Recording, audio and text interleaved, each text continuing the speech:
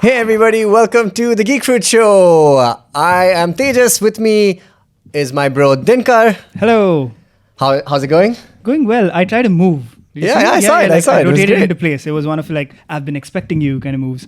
Very nice. Thank you. And with us as well is Jishnu Guha. Hello. Nice. Very nice. Right? Yeah. Excellent. Production value. I love it. I love Production it. The lighting has changed. The mood is a mood. It's great. We're excited. Obviously, a Geek Fruit Show, we're going to be talking about all things pop culture and from the multiverse. Today is no different. Episode 2, we begin with something that we did not discuss in the State of the Union we did in the last one, which was just to kind of set up the what's the state of the union and the state of things in the major IPs, Star Wars, etc., Marvel, DC. But we did not talk about Lord of the Rings, and that is something that we all love, the original movies, and some of us love the Hobbit films as well. A few of us. Just wanted to get a little litmus test in. I enjoy them. A few of us love Within it. Well, you don't limits. love the Hobbit movies? I like the first one. I do like the first one. I really like the first one. An unexpected journey. It was very unexpected how much I enjoyed it. You didn't like Yeah. Desolation is the best one. I also think Desolation is I by have far. not rewatched the third. I have no intention. Yo, The I love it. second one I I have love it. rewatched and it kind of just. I haven't rewatched Just any nice. of them. I've It's rewatched just, the I first do- one I a never lot. feel like going back to them. The only thing I don't feel like going back to in the Hobbit series is the extended editions. I think the theatrical versions are I never fine. even watched the extended editions. Yeah, I've seen those, yeah. Yeah, I wouldn't. Mess They're with long. They're Like, long. I love They're long. love the world. verse, but love the world. Yeah. But yeah, I don't know. The Hobbit never just gripped me the way It just the books or the movies I did. felt like it rambled by the second and third. Definitely by the third. What, the second one is second? Okay, the second one is the best So one keeping up because it's got Tolkien's Smaug. legacy then. Yeah. It's got Smaug. It's got Benny. It's got Benny. It's got a Sherlock reunion. It's got a Sherlock reunion. It's got Smaug, but it also has that killer ending where it sets it up with Lake Town about to be demolished by Smaug, and the first intro sequence of the Battle of the Five Armies is still awesome. Yeah. It's still amazing because that's the whole thing where Smaug. That's the thing. I think all the Yes. movies are fine. They're Yeah. good. Yeah, in yeah. fact, but Stephen they Colbert's in just- it. Yes, of course. And Fry. And Fry. right. Fry's been around. I mean, like you would You'd expect expect it. it, Yeah, right, to be in exactly. it. Yeah. Colbert basically bullied his way Yeah, into he's it. bullied his way into it. He celebrityed his way Yeah. into it. Yeah. Which is the one which has Bizarro Legolas fight scene along a river in barrels? That's in the second one. Smaug. Yeah. I think I viscerally remember, like, in the theater, like, when that moment happened, I was like, this is the beginning of the end for me. I was like, okay. Why? Now they're really losing. I'll tell you what, There was just something about I'll it. tell I you don't what know. was Like, weird about I the haven't movie. seen it since do you, it came out. Do you remember? Same. Yeah. Do you remember it was shot in 48 FPS and Yeah, delivered that in was a 48 big- that was a big FPS? one. Yeah. It had this weird Mexican soap opera vibe to it.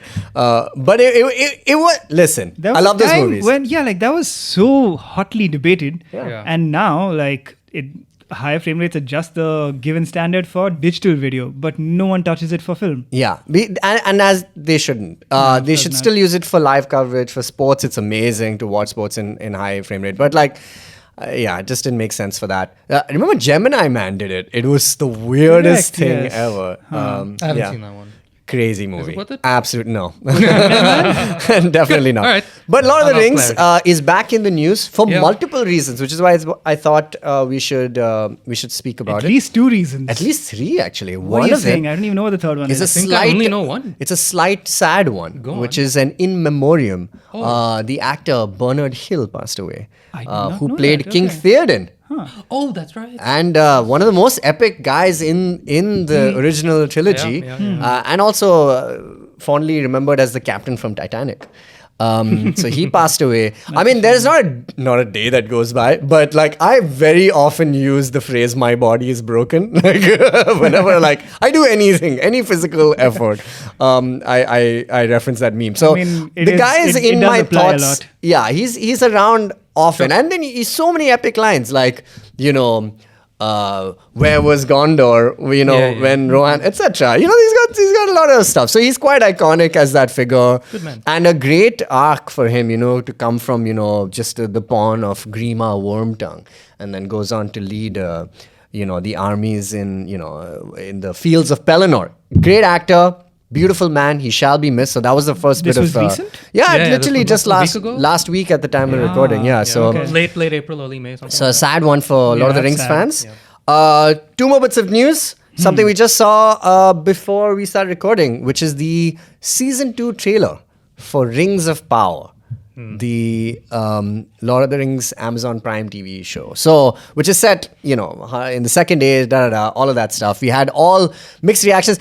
Something that is quite personal to the Geek Fruit family. Yeah, is that worth rehashing? I think Yeah, we should. 100%. We actually did a lot of work for the marketing of the first season here in India. And A hence, lot. you see how it's taken the world by storm. Hey, listen. We did such a good job that no one could stop talking about the Rings of Power. I cannot- And it's not like season 2's trailer came out and they were like, oh, did that show come back? Listen. I don't care what people say. Okay, that moment was very special to us because, Of course. first of all, it's Lord of the Rings. It cannot be denied. And to work Lord of the Rings of Power. Lord of the Rings of Power and to work with it at any capacity is a special moment. Absolutely. Dude, we performed the theme of the Shire and stuff. Like we performed for the opening of that Dressed in India. as hobbits. Listen, Dressed I- as H&M bros with rolled up pants, button down Dressed shirt. as hobbits, may I say. Our entire Listen, I gotta- ensemble was from, what does H&M stand for? Hertz. Hennes and Moritz. Thank you. Or something like I that. said Hertz, but I fused the two names. That's the donut Hennes guys. and Moritz. Yes. Yeah. Learn I will something say new this. every week. I will say that About Fashion. we tried. We tried our best to kind of deliver this thing, and we were nerds being hired. So we did that. And hey, I learned how to play the mandolin exclusively. here's some footage from that show. Yeah, it's done. right then. All right. Okay, cool. So that's how that went down. Season 2 is now premiering in August. Did you watch the first season? Yes, I watched the first season. I mean, I wasn't going to, but then the marketing just captivated me. Yes, but I faced the same issue with it that I faced with the Hobbits movies. And more so, it just never felt urgent enough. It kind of did at the start, but the show was wide enough in scope that I was engaged for a while. But then it continued to stay so wide in scope that while I enjoyed every episode and I watched week on week, I just never felt like, oh my god, I cannot wait for the next episode. It existed. I agree. And I enjoyed it. And I never thought about it after it ended. Oh, okay. All right. Jishnu? Same but harsher. Yeah, fair. I know you didn't you didn't finish it. I didn't finish it. So we saw at the premiere, we watched the first 2 episodes. Is that right? Yeah. So those first 2 episodes, seeing it on the big screen. And that premiere was the Asia Pacific premiere. This it is was true. all in Bombay. Moffat Clark specific showed up to on the red Asia. carpet in an auto rickshaw, along with the rest of the cast. Yeah, and I love Morphe. As a gimmick. Or they couldn't get an Uber. They just couldn't afford. They couldn't afford a limo, so they got an auto. No, They spend everything on the marketing. because we saw it on we the shouldn't big have charged screen. that much. Because we saw it on the big screen, obviously, it felt even cooler, and it was. And it's a beautiful show. It's done. I can't flack the execution of the visual and all the money that's spent. I see it. I'm like, yep, this looks expensive. I saw every cent. I saw Yeah. every cent Yeah. being spent. Very well done. Never felt like a small screen. Not at all. Yeah. Right. yeah. So that in that regard, the first 2 episodes when we first saw it, really worked for me. I was genuinely excited for it, and then for whatever reason, I ended up watching the first 2 episodes again. I think I watched it with my girlfriend when it came out because we saw it a little earlier, right? And then on rewatch, because I just felt like it kind of fell apart a little bit. I was like, oh, this actually doesn't hold up as well. It was just kind of more like the spectacle of it. The first 2 episodes. Yeah, just the first 2 episodes. Just on rewatch of the first 2 episodes alone, I was like, oh, maybe I should second guess this. And then I watched, I think, maybe 3, 4, 5 episodes. When you say it didn't hold up as well, because Yeah. you rewatched it within a week or 2, I imagine. Probably. So what? It didn't. It just didn't have, the legs just weren't as strong. It was just Right. it was cool. The show is cool. And like you said, you won't sit with it because it doesn't have enough meat for you to chew on after the fact. It was just cool, there are things happening. I love this universe, so it's nice to see orcs and elves and this and that. But urgency. Exactly. Like there was just nothing that kept me going. Therefore, after a point, I tapped out, and I was like, it's fine. Let me ask you guys this. Is that by design? Like, in a way, I do appreciate that they didn't try and go for this, like, there's a twist every episode and you'll never know what's coming next kind of model. They did try to. With, Yeah, like, but their they figured it hinting out. at- Yeah. Yeah, but it never felt gimmicky. I think it has, especially because it's Tolkien stuff, and Tolkien is so rich with the number of characters and arcs, and there's so much history already laid out in some of the books and things like that, that I think a lot of the season had to go into world building, into character development. And I don't think they did a bad job with that. Personally, I quite like some of those characters. I like Galadriel a lot. I liked Halbrand. Not Isildur as much. He still needs to be. But Isildur's father, whose name is escaping me right now. But yeah, I just thought some of these characters were done well. And they had to kind of do a lot of like heavy lifting, but even in that they still managed to make a decent level of progress in the first season, which is to set up what is essentially going to be the lands of Mordor and things like that. So they did a lot of work there. So it's not like nothing happens in this first season. Quite a lot happens. And Oh, Sure. definitely, Yeah, yeah. a lot happened. Yeah. I think it's just very rambly. Yeah. Like, it didn't need to be as long as it was. And I will give credit where it's due. Like I was genuinely very much enthralled by the arc with the dwarves and Mrs. Dwarf. Yeah. I'm completely forgetting about names because it was so long ago, and like I said, like I didn't stick with it. But like there was a whole lot of like humor that they were able to bring out. Like the dwarves were always in the original trilogy also They were like the funny just really guys. the funny guys. And Yeah. they had an opportunity there. I don't know because I didn't finish it. I don't know like how far they ran with it, but I saw them they had an opportunity early on where there was just a whole lot of really funny banter with like trying to win over the respect of the dwarves and all Yeah. that. And like I really like that dynamic of just genuinely seeing the family of dwarves and like That's a the kids good and all that. arc, That yeah. was really cool. But then as I was tapping out, it was because they were going far more into like, okay, this is the adventure romp, isn't it? And I was like, well, So by like when it virtue- went from buddy cop to Yeah. Lord of the Rings lore. not lore as much as like when you think of the original films and even The Hobbit, I could say, you think about the epic scale of war, right? Battles this, in this part of the world and the battle in that thingy, and everybody eventually comes to a head together. But there's a lot of like nuance in the fellowship's relationship dynamics, which they had an opportunity here when they're doing an even longer format to like really chew into like the smaller minutia. Because people know this universe like the back of their hands, right? So like there's a lot like they have a lot of opportunity there, which Star Wars does impeccably, where in which you pick a tiny pocket and like you just obliterate it for an entire show.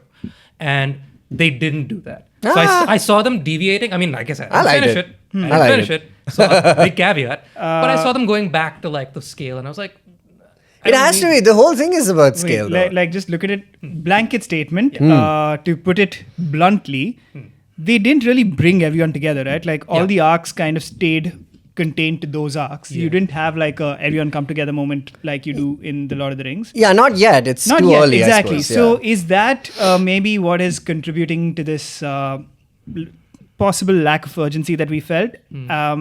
Is the fact that the entirety of season 1 was build up. Like what we do build up to is also like really just setting the stage for season 2. So 100%. I definitely felt that. Like, and I thought like the relationships in their separate little arcs worked. Like all the halflings together worked, with this Gandalf, proto Gandalf type character. The Elrond and Durin arc was really nice.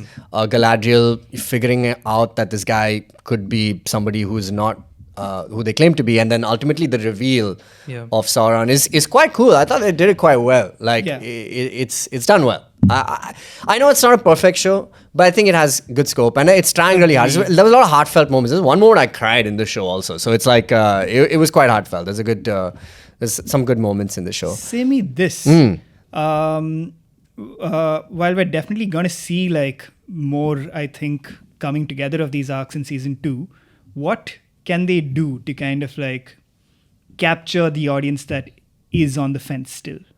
They gotta deepen it, man. They just gotta deepen the relationships and make it more interesting. I mean, a show we're gonna talk about in a bit is X-Men '97, and that also has a big ensemble cast and it has different things happening in different places, but he still manages to do a lot in like 22 minutes. I think it's just about deepening the connections between characters and having good enough reasons for them to cross over, like for them to meet, which they ostensibly will. Like it hasn't been 4 so far, so you're assuming they'll do it. Yeah. That's about it. Like, anyway, we will talk about X-Men, so I suppose we'll get to it. That is a little preview for Rings of Power Season 2. There is one more bit of news. Actually, well, 2 more bits of news regarding Lord of the Rings. So Can you believe it? Pieces. Yeah. Which are the 2 movies that have... that are slated to release. Been announced. Yes. Well, one is coming out this year, which is an anime fantasy version of The Lord of the Rings, The War of the Rohirrim, which is coming out later this year, which is full animated. So that is a cool new way. It's just from, I guess, from Amazon Studio, I guess. House of Amazon. Oh, actually, wait. It's still New Line and Warner Bros. Sorry, I take that back. Yeah, and it's got Brian Cox, Miranda Otto, a bunch of people set 183 but they're not really years. Yeah, because it's because they're just using their voices. Because we got people who don't know understand that we actually love animation. Jishnu doesn't. But hey, listen, it's gonna be Brian good. Cox and who else did you say? Miranda Otto. Oh, okay. Bunch of other good actors, I suppose. But yeah. Not really using their skills. I don't know. They're not going to hire terrible people. Anyway, it's going to be good. Produced by Philippa Boyens, who's produced other Lord of the Rings stuff. So that's good. Okay, interesting. So that's one of the movies that's coming out this year. And then they recently announced an Andy Serkis written and directed prequel film that nobody really asked for. You mean the writer and director of that other Jungle Book movie? Yes. Mowgli? Mowgli, yeah. It's called The Hunt for Gollum. And it recently made news, obviously because it was announced, but also because there was a fan film by that same name, but they had to take that down from YouTube, thus indicating that and it was then they going put to it right back up. And then they put it up again. But that's all the news from. So there's plenty of like Lord of the Rings stuff coming out in the next few years. But I don't know what this Hunt for Gollum thing. I'm not sure why it exists, but I hope it's good. I did see a take which I wouldn't discount, which was basically that people always thought like Christopher Tolkien was too protective of the legacy of his dad's legacy, and basically like since he died a couple of years ago, the floodgates have opened, and it's like, chalo, let's do it. Yeah, just make everything we can. I'm okay. I'm on for it. I think we have had not enough Lord of the Rings stuff for how good the quality of the material is. Like there's so many stories that can be mined from it to be seen. Like there's still stuff from Silmarillion or from Unfinished Tales, etc. They can make anything. But they're not.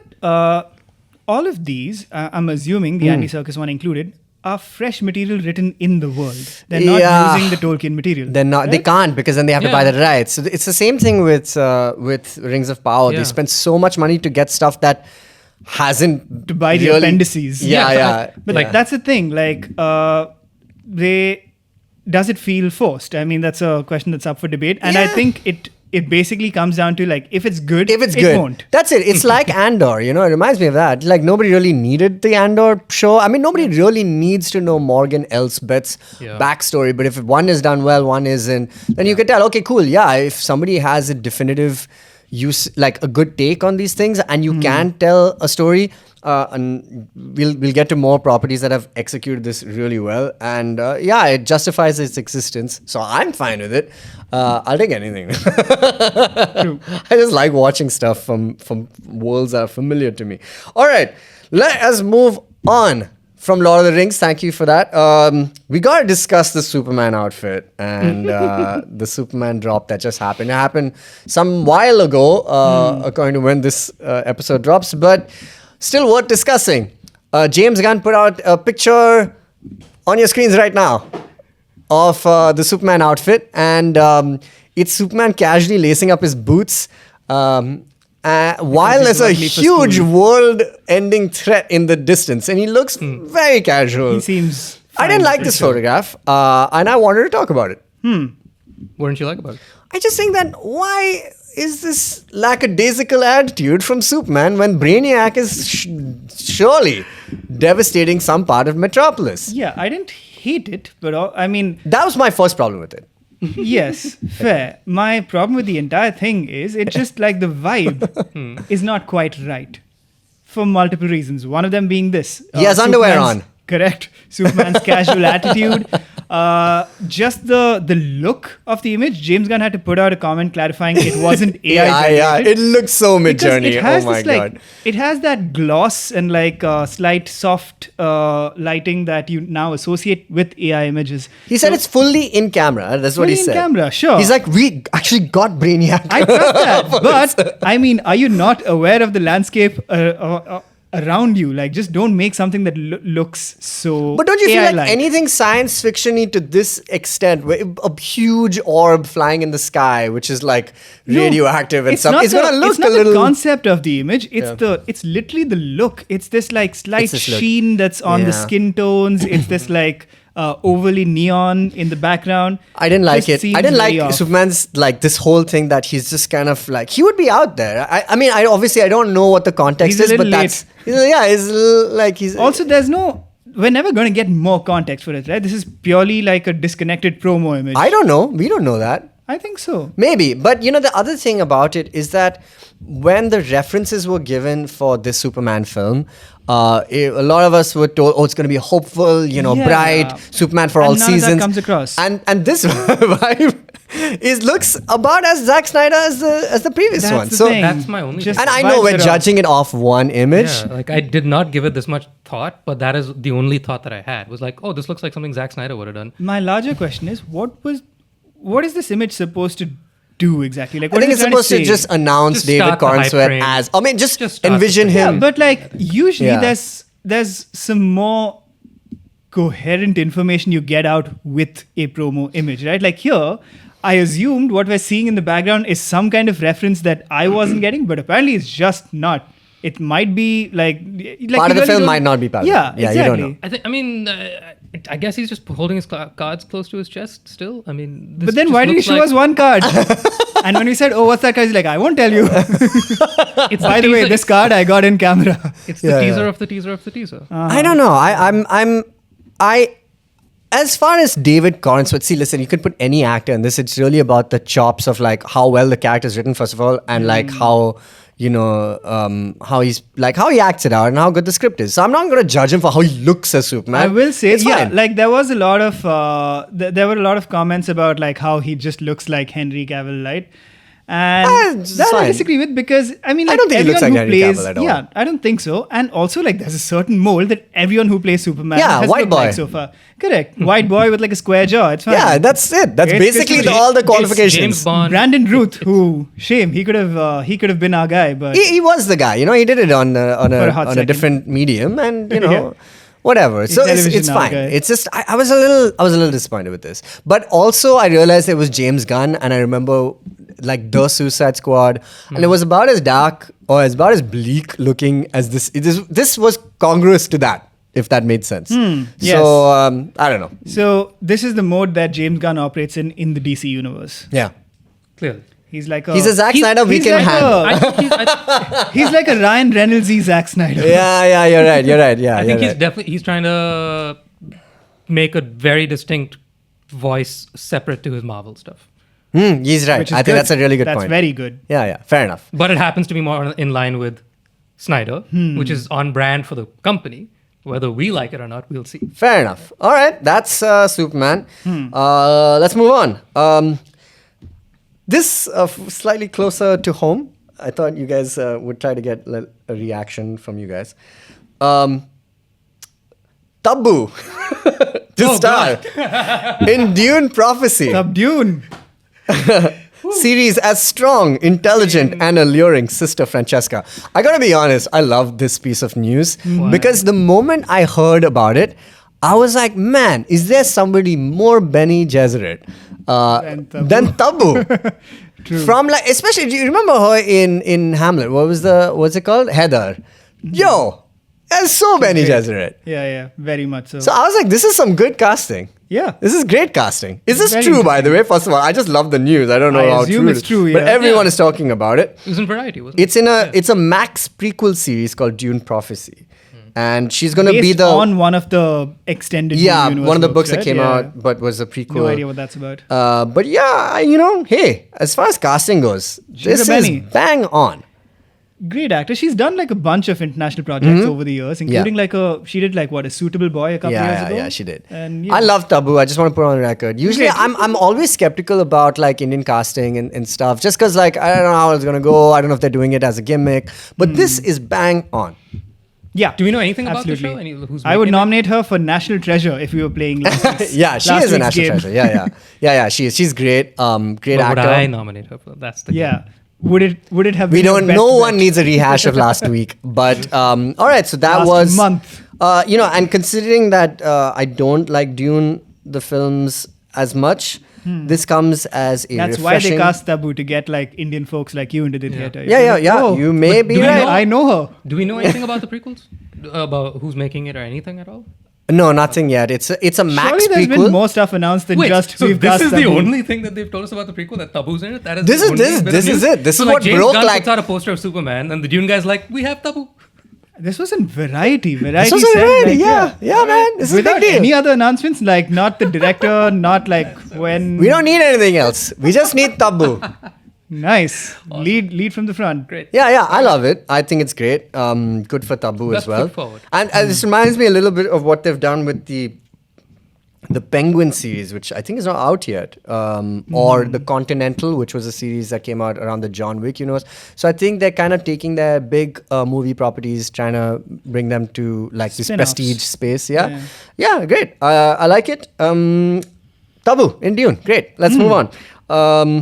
Let us talk about Conan O'Brien, who just dropped his new show on Max. Yeah. Which he hates the name Max. But he's been doing the rounds a little bit lately. He was on Hot Ones. He had one of the most highly viewed episodes of Hot Ones in the season finale. Yeah. And to promote Conan O'Brien Must Go, his new travel series, kind of like his old one, Conan O'Brien, Conan Without Borders. And this is just another 4-episode thing on Max. Tell us a little bit about it. I believe he is widely referred to as like the king of remotes, and I would definitely agree with that. I think he's always been at his best when doing improv with man on the street, or at least something thereof. So yeah, it's just it's a slightly slicker 45-minute long 4-episode romp through 4 different countries in no particular order. It's Argentina, Norway,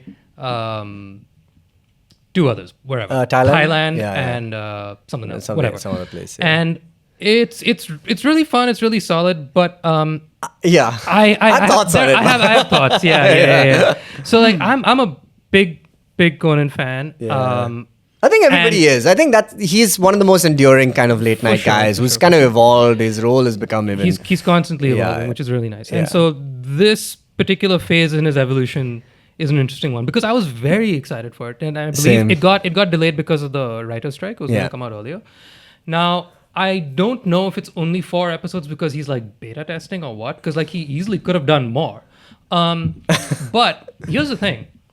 My hot take on him doing this show versus him doing Conan Without Borders, which he's done to multiple countries in the past, and he's put out, you can catch like smaller YouTube clips of like segments from that thing.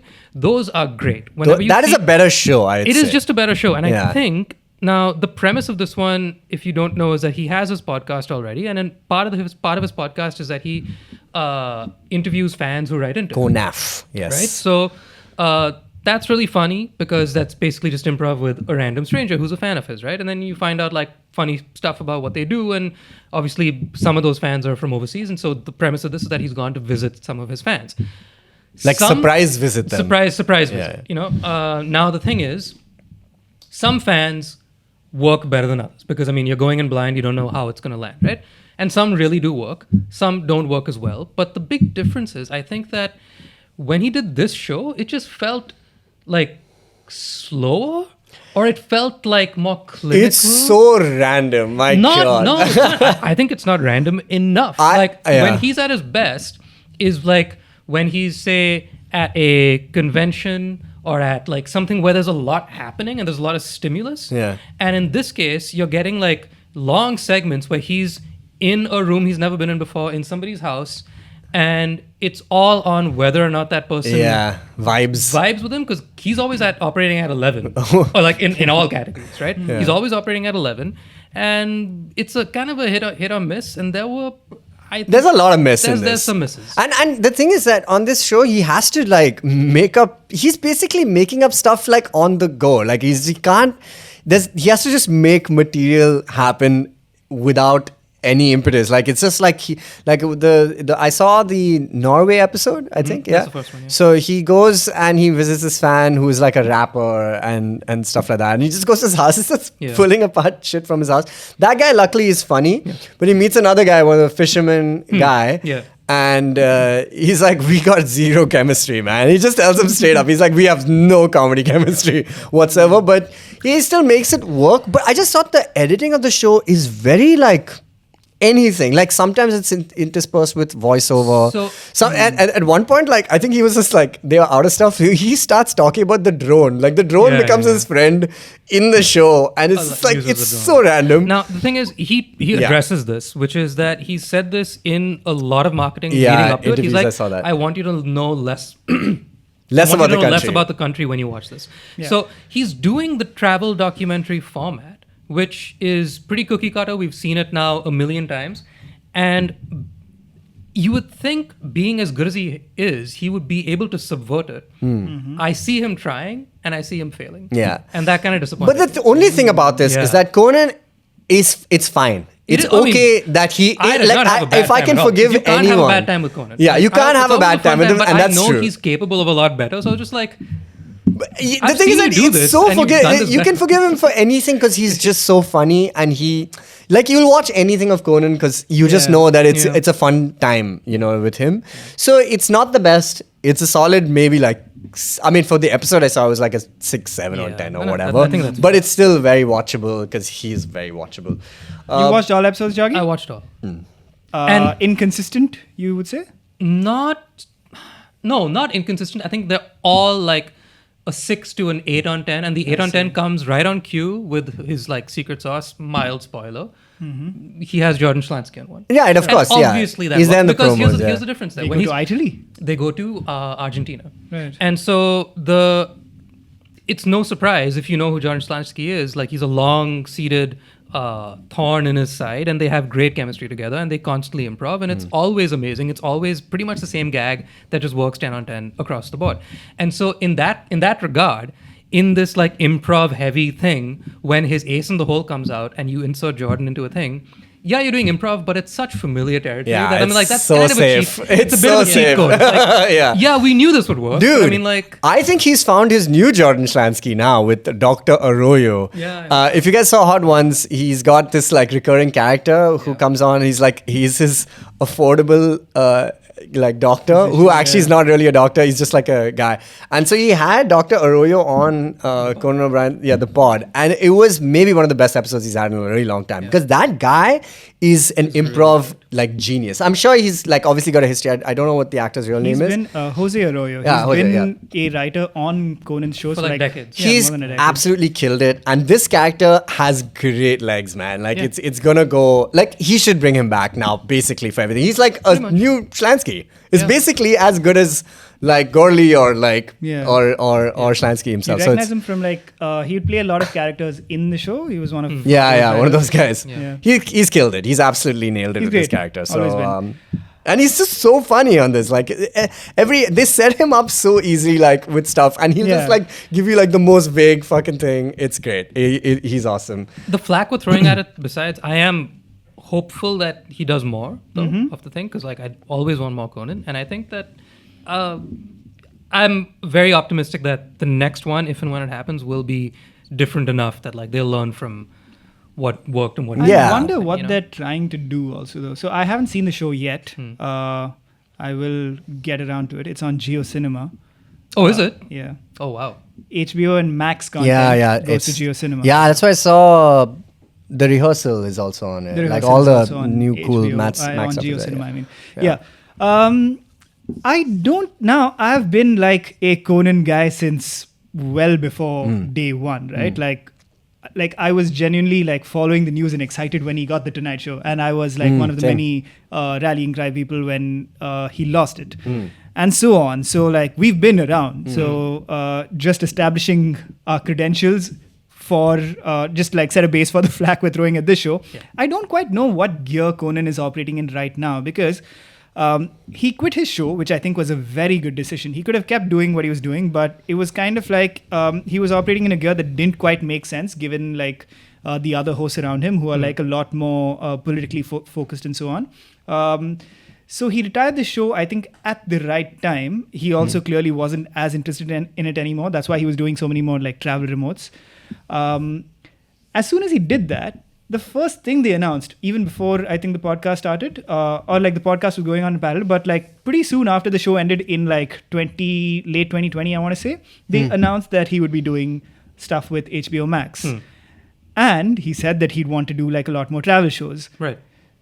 It's been like 3 years at least where they've been building the show, and they've come out with something that I haven't seen the episodes yet, but they've basically come out with something that's not that different. If anything, the only new addition is the framing device, which is based on a fairly random segment from the podcast. Like it's not even in the podcast proper, right? It's like these side quests. Yeah, it's side quest episodes. It's really of the side podcast. quest, yeah. And it's the only, like, I mean, the real fun thing about it is it starts with a Werner Herzog, like, intro narration, which is frankly brilliant. But Of course. but yeah, it sets it up. It shows like the inside of his studio where he is speaking to that fan, and then they kind of like trace that journey a little bit.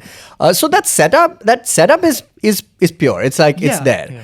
It's just like all the little bits he has to. It's hit or miss because it's as good as the place will allow him to be, or he can flex. Correct. That's the thing I'm coming to. Like that is the new addition over like 3 years of development. I think because that format and that vibe seems to be the most exciting thing to Conan. Because they've simply doubled down on everything to do with the podcast. The podcast is the mothership right now of It like has pretty much become everything that. that he I mean, that does. is And I have like, Yeah. I also personally have some issues with the podcast now. I think it's like, He's run out of friends. Go on. he's That's run the out of first thing. friends, Yeah. And like essentially like the whole celebrity segment has become kind of like a self-indulgent, self-congratulatory thing between Conan and the celeb. I'm not the biggest fan. Yeah. I listen to more of the fan episodes than I do of even in the proper episodes, it's the staff banter segments, It's the best. intro and the outro that I think most fans also enjoy because as the guests get more random, it like a lot of it is just like Conan going like, "You're so amazing," then like a riff that plays on themes that they like do every week, like a little self-deprecatory humor and so on. It's not. It doesn't feel as fresh as it did when it came out. Correct. So anyway, And he's been doing it for like 4 or 5 years now. But I think he really enjoys it, Yeah. and that's why they've simply kept doubling down on this style of content. So like, there's the Sirius XM deal where they have like a bunch of shows, including like an entire show which is just Conan and Jordan talking.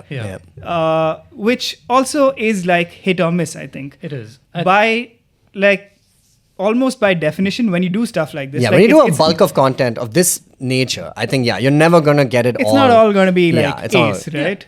But that's what he likes, I think. Like it's a little self-indulgent in some ways. I don't But when that see- same energy translates to the travel episodes, maybe that's what's. My only causing thing it is I to- don't see how that's too different from his talk show anyway. Like the talk show format is a hit or miss format. Like you're never Yeah. going to have all the episodes like. But I think this because the stakes yeah. are so low with the podcast, he's comfortable with that. I think he kind of, I mean, I'm just thinking out loud. I think like he's just like at that point in his life, like having been the elder statesman, done everything. He's retired, basically from being on late night, and he chose that of his own volition. It wasn't like anybody asked him to leave. He's like, I've done my time. I'm happy with the work I've done. Now let me just do something a little less stressful.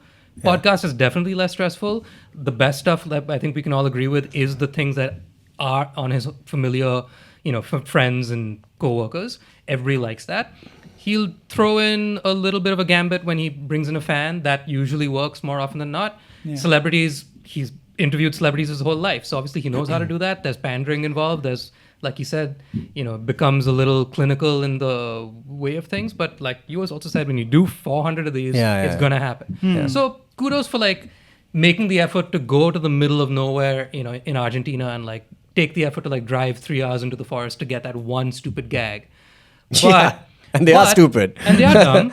But I mean, I expect nothing less. Yeah. It is a ton of effort. And I think like he's just at this point of like, man, I don't want to do this much effort. I kind of get that feeling from him. But now, since the first one is out, I'm hoping it is only the first and there will be more, that like powers that be will just be like, okay, we do need to like do something a little different because you've done this before and this one just wasn't as strong as the stuff you've done before. I just think that's just my thesis. I think now what Conan needs to do, this is my look at his thing.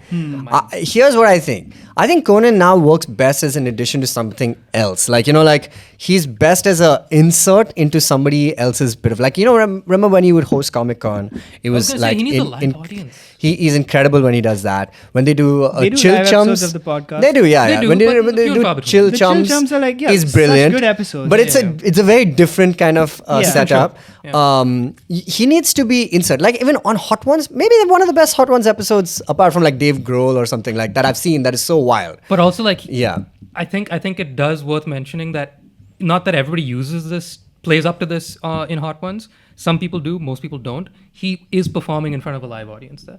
Like, he is. Of course he is. Like a lot of times, like for instance, one example of somebody who did a similar bit as him is like, say, Idris Elba, who comes in like very cocky at the start. And then halfway through it, he's like, okay, motherfuckers, whose idea was the show? Like he threatens the person off camera, shit like that. Because like you can like get humor out of the fact that like... Yeah, and you can hear people laughing. They do a good way. It's not just Sean, right? Yeah. It's like...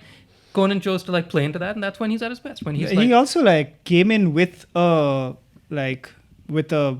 gimmick built in. Right? Yeah. He's written his he's basically part, like he had a script outline. And I think he was determined to be one of the most memorable guests on that show because he is absolutely ludicrous on that. That was the most effort I've seen him put into anything in the last 4 years. But I will say, and it works. And I'm telling you, when he tries it. The thing is that and this Max show, I didn't see him. So you know what I feel like the difference may be is that with the talk show, with the podcast, they will always be hit or miss just because of the sheer volume. And because of the sheer volume of like Conan content we get now, it's fine because it's almost like having a conversation or a hang with someone we know, right? So not every hang has to be spectacular, but it's still enjoyable because you're like, yes, Conan O'Brien is my friend who he needs. Correct. So it's cool. Like this wasn't the best episode, but I won't even think about it. I'm in for the next one. Maybe that'll be more fun. Whatever, doesn't matter. With the special, because this is basically like a series of specials, there's some amount of like hype and build up to it. So it's like that same friend calls you over and says like, hey, meet me on 15th March. There's going to be like a big thing at my house. And you go over and he's like, here's more of the same. You're like, oh. Yeah, cool. I mean, he did a lot of PR for this, like he was on the Tonight Show for the first time in like, I don't know, since he left. So it was a big deal in that regard. So I guess there was expectation set. I just think that it's fine. Conan can do literally anything and we'll watch it. It's cool. I just think that he just he's never been funnier than he has been on his podcast. I'll say that also. Like he doesn't have the room to flex as much on any other format as much as his podcast. So we still love it. He's fine. To close it out, are we looking forward to the inevitable Conan in India sidekicked with Veer Das? Oh man! See, the thing is, they've said that coming to India is too difficult because of India. We have made it so hard. The reason is it's discussed on one of the other podcasts. Yeah, Inside Conan, I think so. On Inside Conan, where it's basically like the writers discussing how the show is made. They've addressed the fact that they can't come to India because there's a soft ban on them coming in because many years ago, back in the NBC late night show days, they did a remote where one of the writers, like basically the setup is his computer's not working, he like calls up tech support and tech support can't help him, so he's like, let me just bring the computer to you. Where are you? He says India. The writer Andy Blitz goes over to India, and then there's like a remote shot in Hyderabad. After it aired, apparently, it turned out they didn't have the right permission. Yeah. Right. It was basically like the writer and like I Yeah, think a it's not small crew. it's not anything they can't figure a way around. Yeah. But apparently they tried. But they are. later to I come think to they're just India like, and let's not do it. It's Let's not more of- bother. Yeah, it's not like too it much needs about some like greasing of palms maybe or Yeah. like some jumping Yeah, through yeah. hoops, and they were like, okay, this is too much. We're not getting into this because Conan has come to India multiple times since. Like he did, there was a promo he did for the TBS show when it was launching. Man, Really? the TBS promos when they launched were some I of the haven't seen best this. promos ever. Oh, it's a very good promo. It's basically like it shows him coming all the way to India. No spoilers for like an ad from 15 minutes ago, but it shows promo him for a coming TV show to that doesn't India, exist. buying like cotton from like this Yeah. Rajasthani market, and then like What city was he in? he was somewhere in Rajasthan. They don't Probably. You specify. know how it is, So Rajasthan. like not like in a major city. He like went out into like. Yeah. Damn. Okay. Yeah. Like I mean, it's all scripted. Oh sure. But basically, it shows him like doing a bunch of stuff, like going to these like obscure markets to find like the finest silk, and then he like goes and gets it dyed with this very specific kind of dye, and then Yeah. like you see him in a dhobi ghat type thing with like a bunch of women gossiping about Sujata and stuff. All of this building up to it just suddenly cuts back to him in backstage. Yeah. Admiring the curtain before he walks out, and it turns out this was Okay. all just like build the curtain, and it's something like Conan cares about comedy, watch the show, something like that. The best one was he's like, I'm going to do anything to get your like, attention. he puts in that much effort Yeah, into the yeah. smallest Right, right, detail. right, right, Is right. the Is he is the one where he classic. drives a car off the cliff and all that? Yeah. That's too good, man. It was a great series of promos. All right. That's Conan O'Brien. Must go and some of his other IPs. All right, let's Must More like Conan O'Brien must go on. Yeah. must go on. He must. Keeps going on. Yeah, Veer Das, come on, do your thing. Bring him to India. All right, it's time for some quick reviews. Okay, Uh-oh. Rapid fire. I don't know why it's Calm rapid down, fire. buddy. I don't know. It's start the clock. we Stop have. the clock. Purple lighting is way too sleepy. I can't Yeah. wrap it anything right now. Let's talk about X-Men 97. Loving it. We are many years too late. No, I know, but no, it's so good. It's very fun. X-Men 97, obviously the continuation of the show from the year 1997, and picking up exactly where it left off. Zero, Actually, coddling not and stuff exactly like well. that. Picking up 5 years after, right? Is that not? No, no, it's When 2002? No. Did it not? Is it? No, am it starts am I literally- mistaken? I thought it no. was like 5 years after the fact. no. Okay. It just starts like pretty much like few months later. Yeah. In Never the mind. end of X-Men, the 90s TV show, it ends with a big kind of fake out. Charles Xavier is killed by this guy called Gyrick. He's kind of actually been sent off into space. It's the whole thing. But this show's premise starts with Charles Xavier's bequeathing of the X-Men and the entire mansion and all of the facilities to Eric Lenshaw, Magnus, Magneto, and how he is now the leader of the X-Men. And it's kind of obviously comes to grips because the X-Men don't like that. Scott doesn't like that. Man, I cannot speak highly enough about this show and how much it's managed to do in such little time. It's so good. It's so well written. It's too good. It doesn't have any right to be this good. And it's just the amount of progress each episode makes with its character development and also story. Within a few episodes, like 3-4 episodes, we've already hit the UN, where they're pleading for Genosha to be this mutant world. They get it. There's an attack there. Then they go to Genosha. There's another attack. It's like there's so much happening. It's so dense. And even though the beauty of the show is that it doesn't lose its comic bookiness. It's still very steeped in there's sentinels, they're flying over the place, there's a technovirus, there's future, there's a clone saga, there's so much going on. But it's still very coherently made, and there's still depth. There is a pertinent arc in the first season where Storm loses her powers because she gets hit by a neutralizer, and she has to kind of really dig deep, almost in a mythic quest, to kind of regain her powers.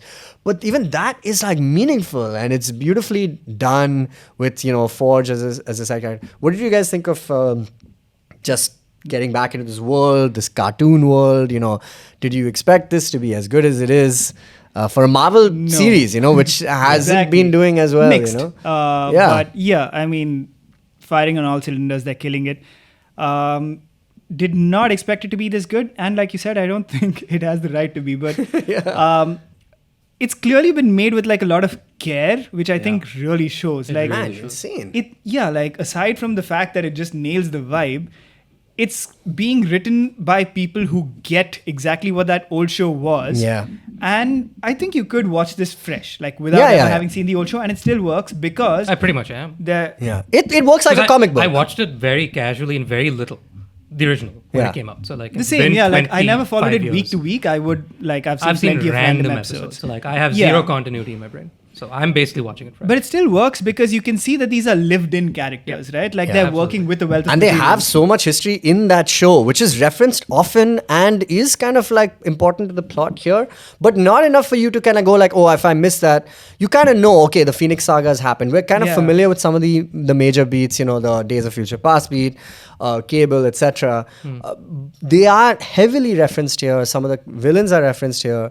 But it's just still so, and it's almost typical of comics that you're kind of jumping in anyway when you read Yeah. comics, so it feels like that, has that kind of lived in world. You are familiar with the X-Men now, everybody is. You know all the major characters. If you don't know like some like Morph or Jubilee, it's fine. This show kind of gives you enough material to kind of like care about them. Yeah, and you Yeah. can catch up. Like Yeah. you You get, can catch get up, what's yeah. happening and you figure it out. Yeah.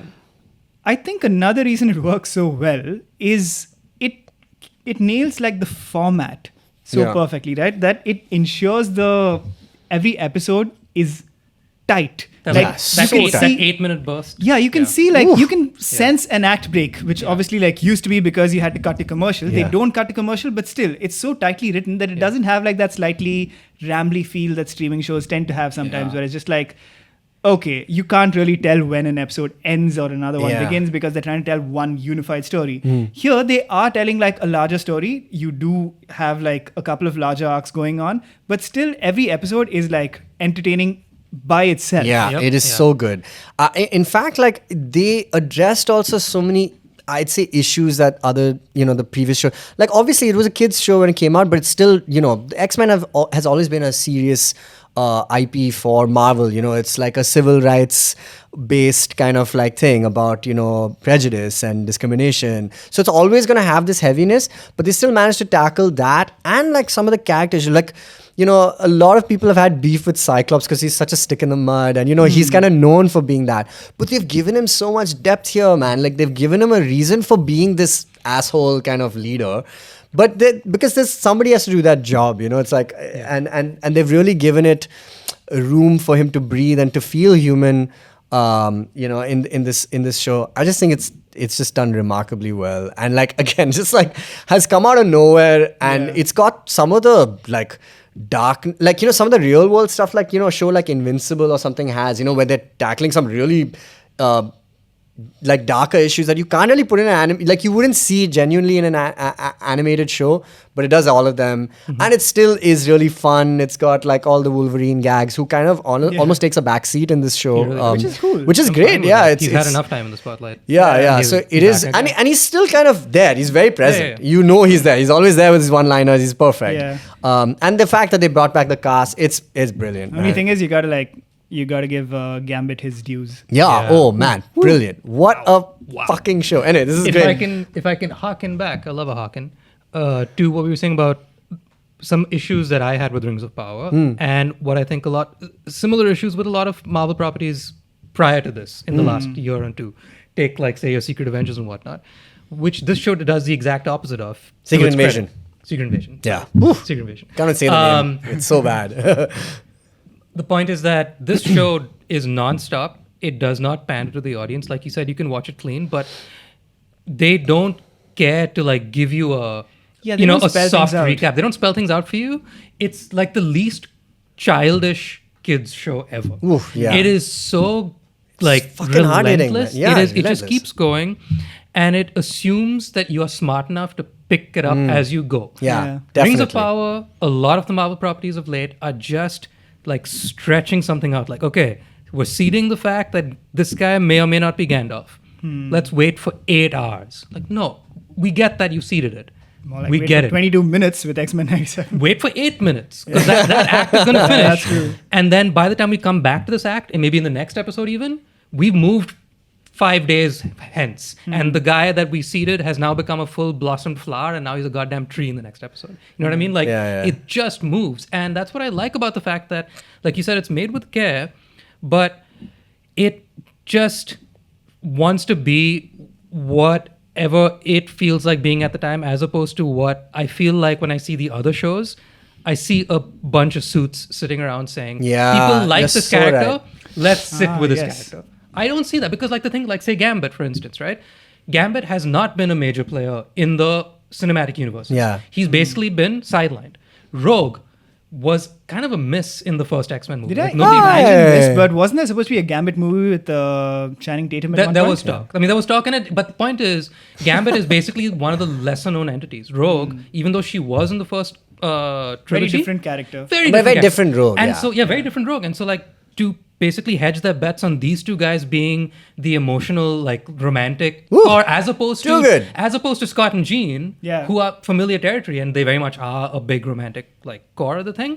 But They're playing different roles. yeah, they didn't very admirably basically redo the movies. Like they didn't take the characters from the movies. They continued with what the show Yeah. built. Yeah. Yeah, No, and, you're and right. they don't care to like reset the table. They're like, Yeah. this is where the table's at. Yeah, there's You're no welcome. status quo Like, stuff, Just come yeah. to it like it's a fucking buffet. You come to it and do whatever. Like eat whatever you will, but this is what we've got. And I it's don't still, care. I would say it's still relevant stuff. You know, I know it's set in this 90s thing, but like the points that are, you know, that even like Magneto even speaks at the, you know, there's a point in this show, I'm telling you, which I felt only once maybe in the movies, which is where Magneto finally addresses the X-Men at the end. And you see, and he goes like, do you see what I have been saying all this time? And for the first time as a viewer, I'm like, I get it. Like, that's how good the show is in convincing you that the Brotherhood has a point. Like, dude, that's amazing. They have successfully found somebody who holds a very strong candle to the Thanosism of like, man's got a point. Yeah, exactly. They've done it again. They've nailed it. Like they've nailed it. Like They've nailed it, yeah. as we were like, you know what, Thanos? I see what you're saying. Yeah, yeah. Got it with this guy. This guy, Finally, he's after nailed like, it.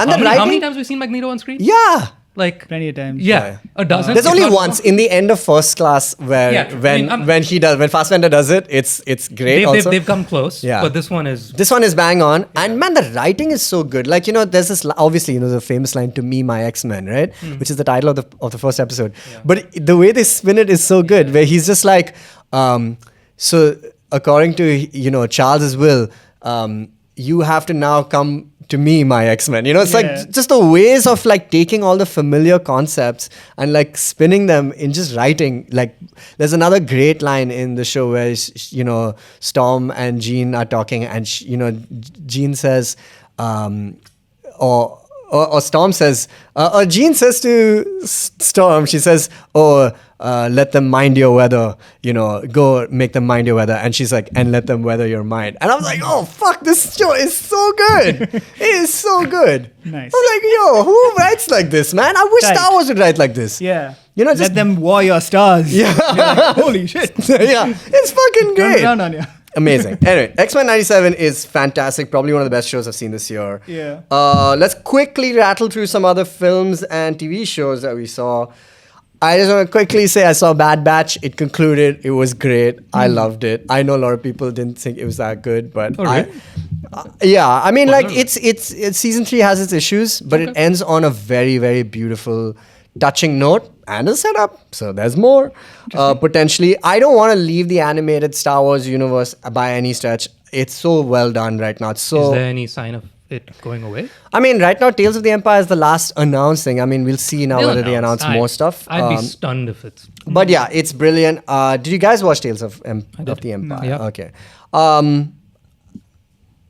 Very Let's nice. talk about it. I okay, did. did we all see the first one? Did we all see Tales of the No. Jedi? Yeah, I did. So- I loved Tales of the Jedi. Tales of the Jedi was wow. Yeah.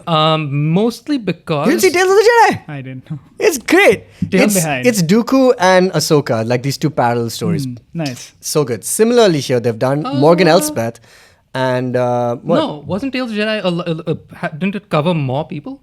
I was going to say, like, that's a big difference. Just 'Cause, Dooku, it's set around these two characters. Like both. I could have sworn we got like backstories for a bunch of other people. No, as well. it's like incidental backstories for like Yaddle, for example. Not Yeah. a backstory, but like just she's well, okay. present. Well, okay. And a little bit about Qui-Gon, a young Qui-Gon. But no, but that's Okay, only because okay. Dooku is young in that. So Point is the I think a big distinguishing factor between between Jedi and Empire is that in this one, this is a 3-episode arc solely around Morgan Elsbeth as a kid, right up until she meets Ahsoka in Mando season 2. yeah, and in fact, I watched the episode right after that just to see how it was cool. Sure was.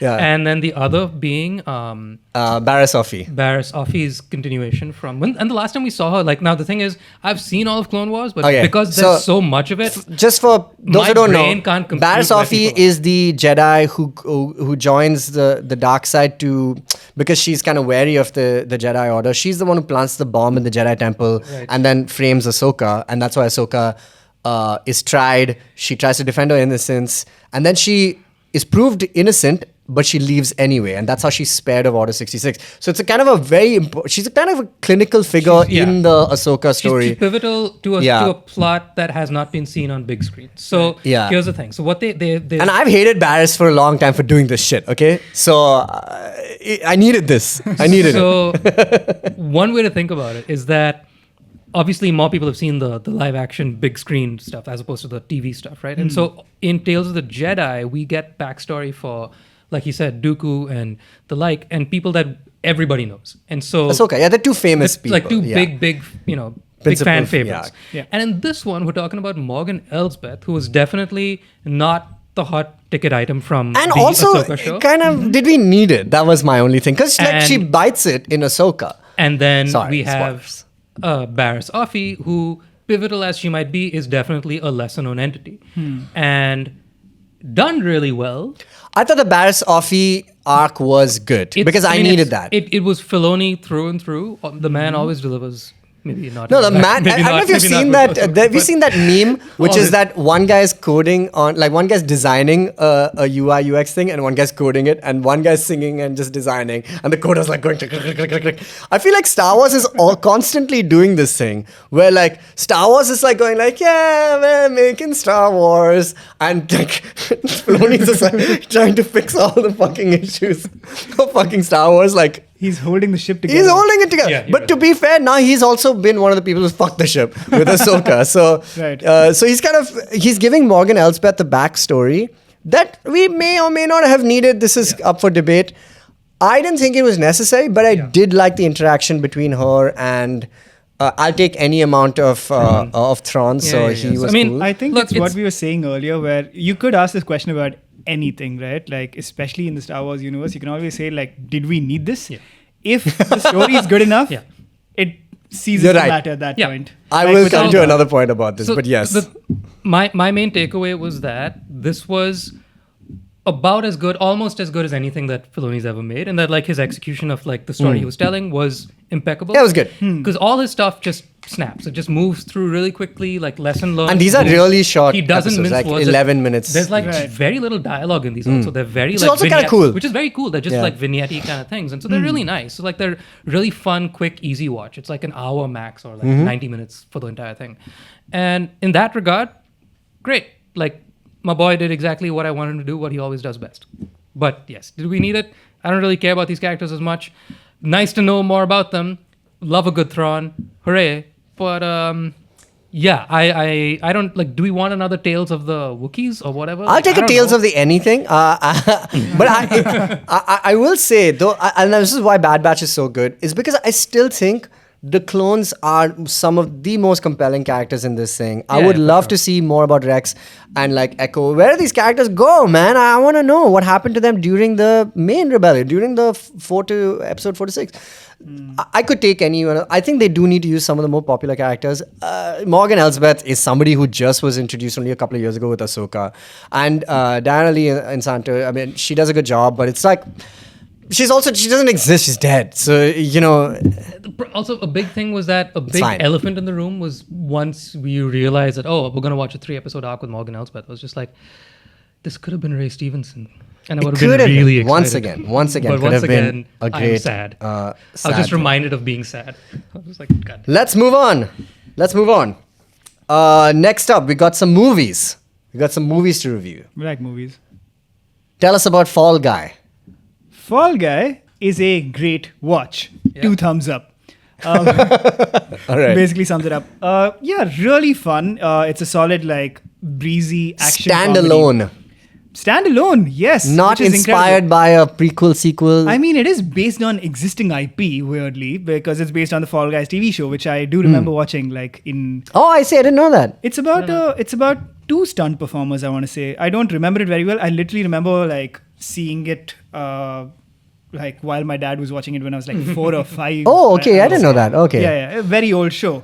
But it was centered around stunt performers, so they've basically taken that concept. I don't. Oh, even so know, I take this back then. It is based on something. It's based on something, but I don't even know if Ryan Gosling is playing the same He's definitely not playing the same character. Okay, set I in the see. present day.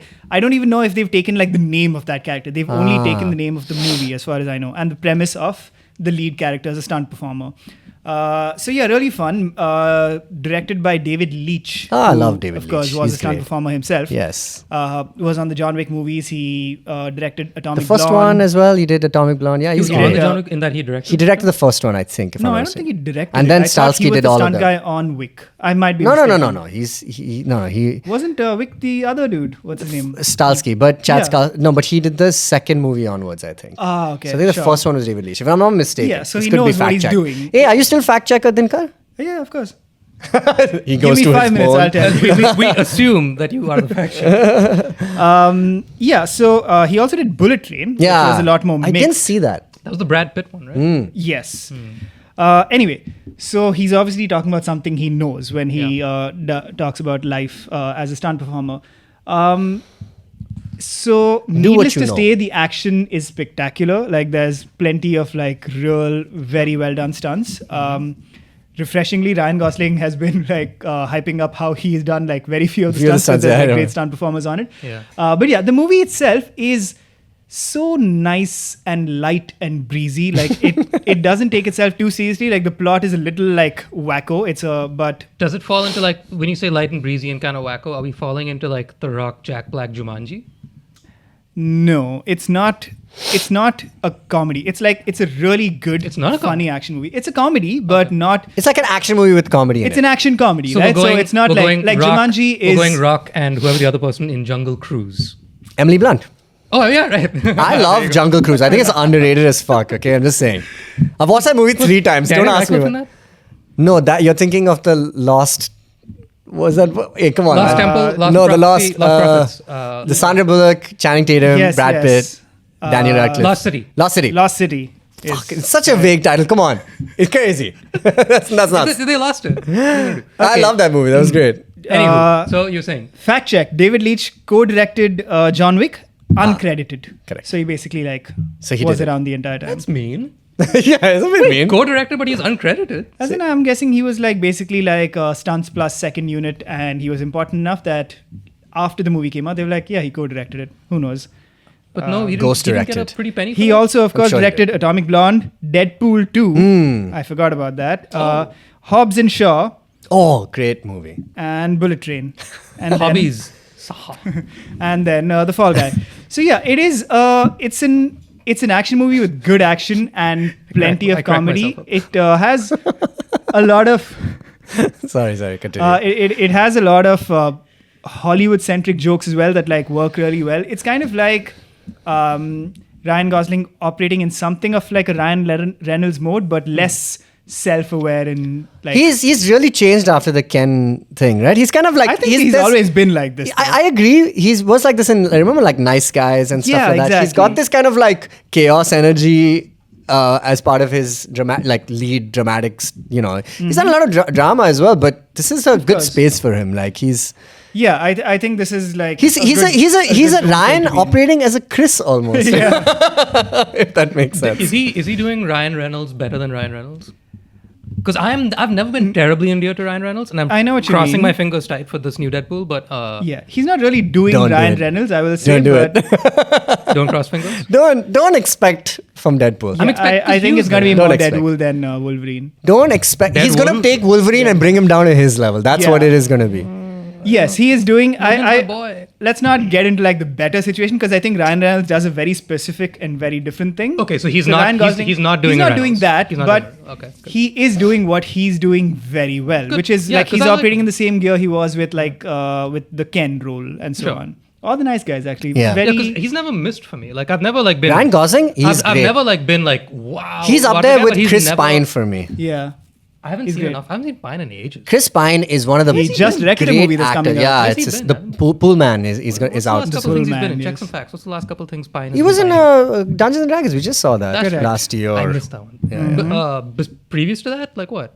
Star Trek Beyond was the last time I saw. No, him. no, Like no, 17 dude. or He's in a 16 or bunch of stuff. He's great. He was in Wish, the Disney movie that came out, the 100-year celebration. Oh, I of thought you Disney. meant India's hottest new girl.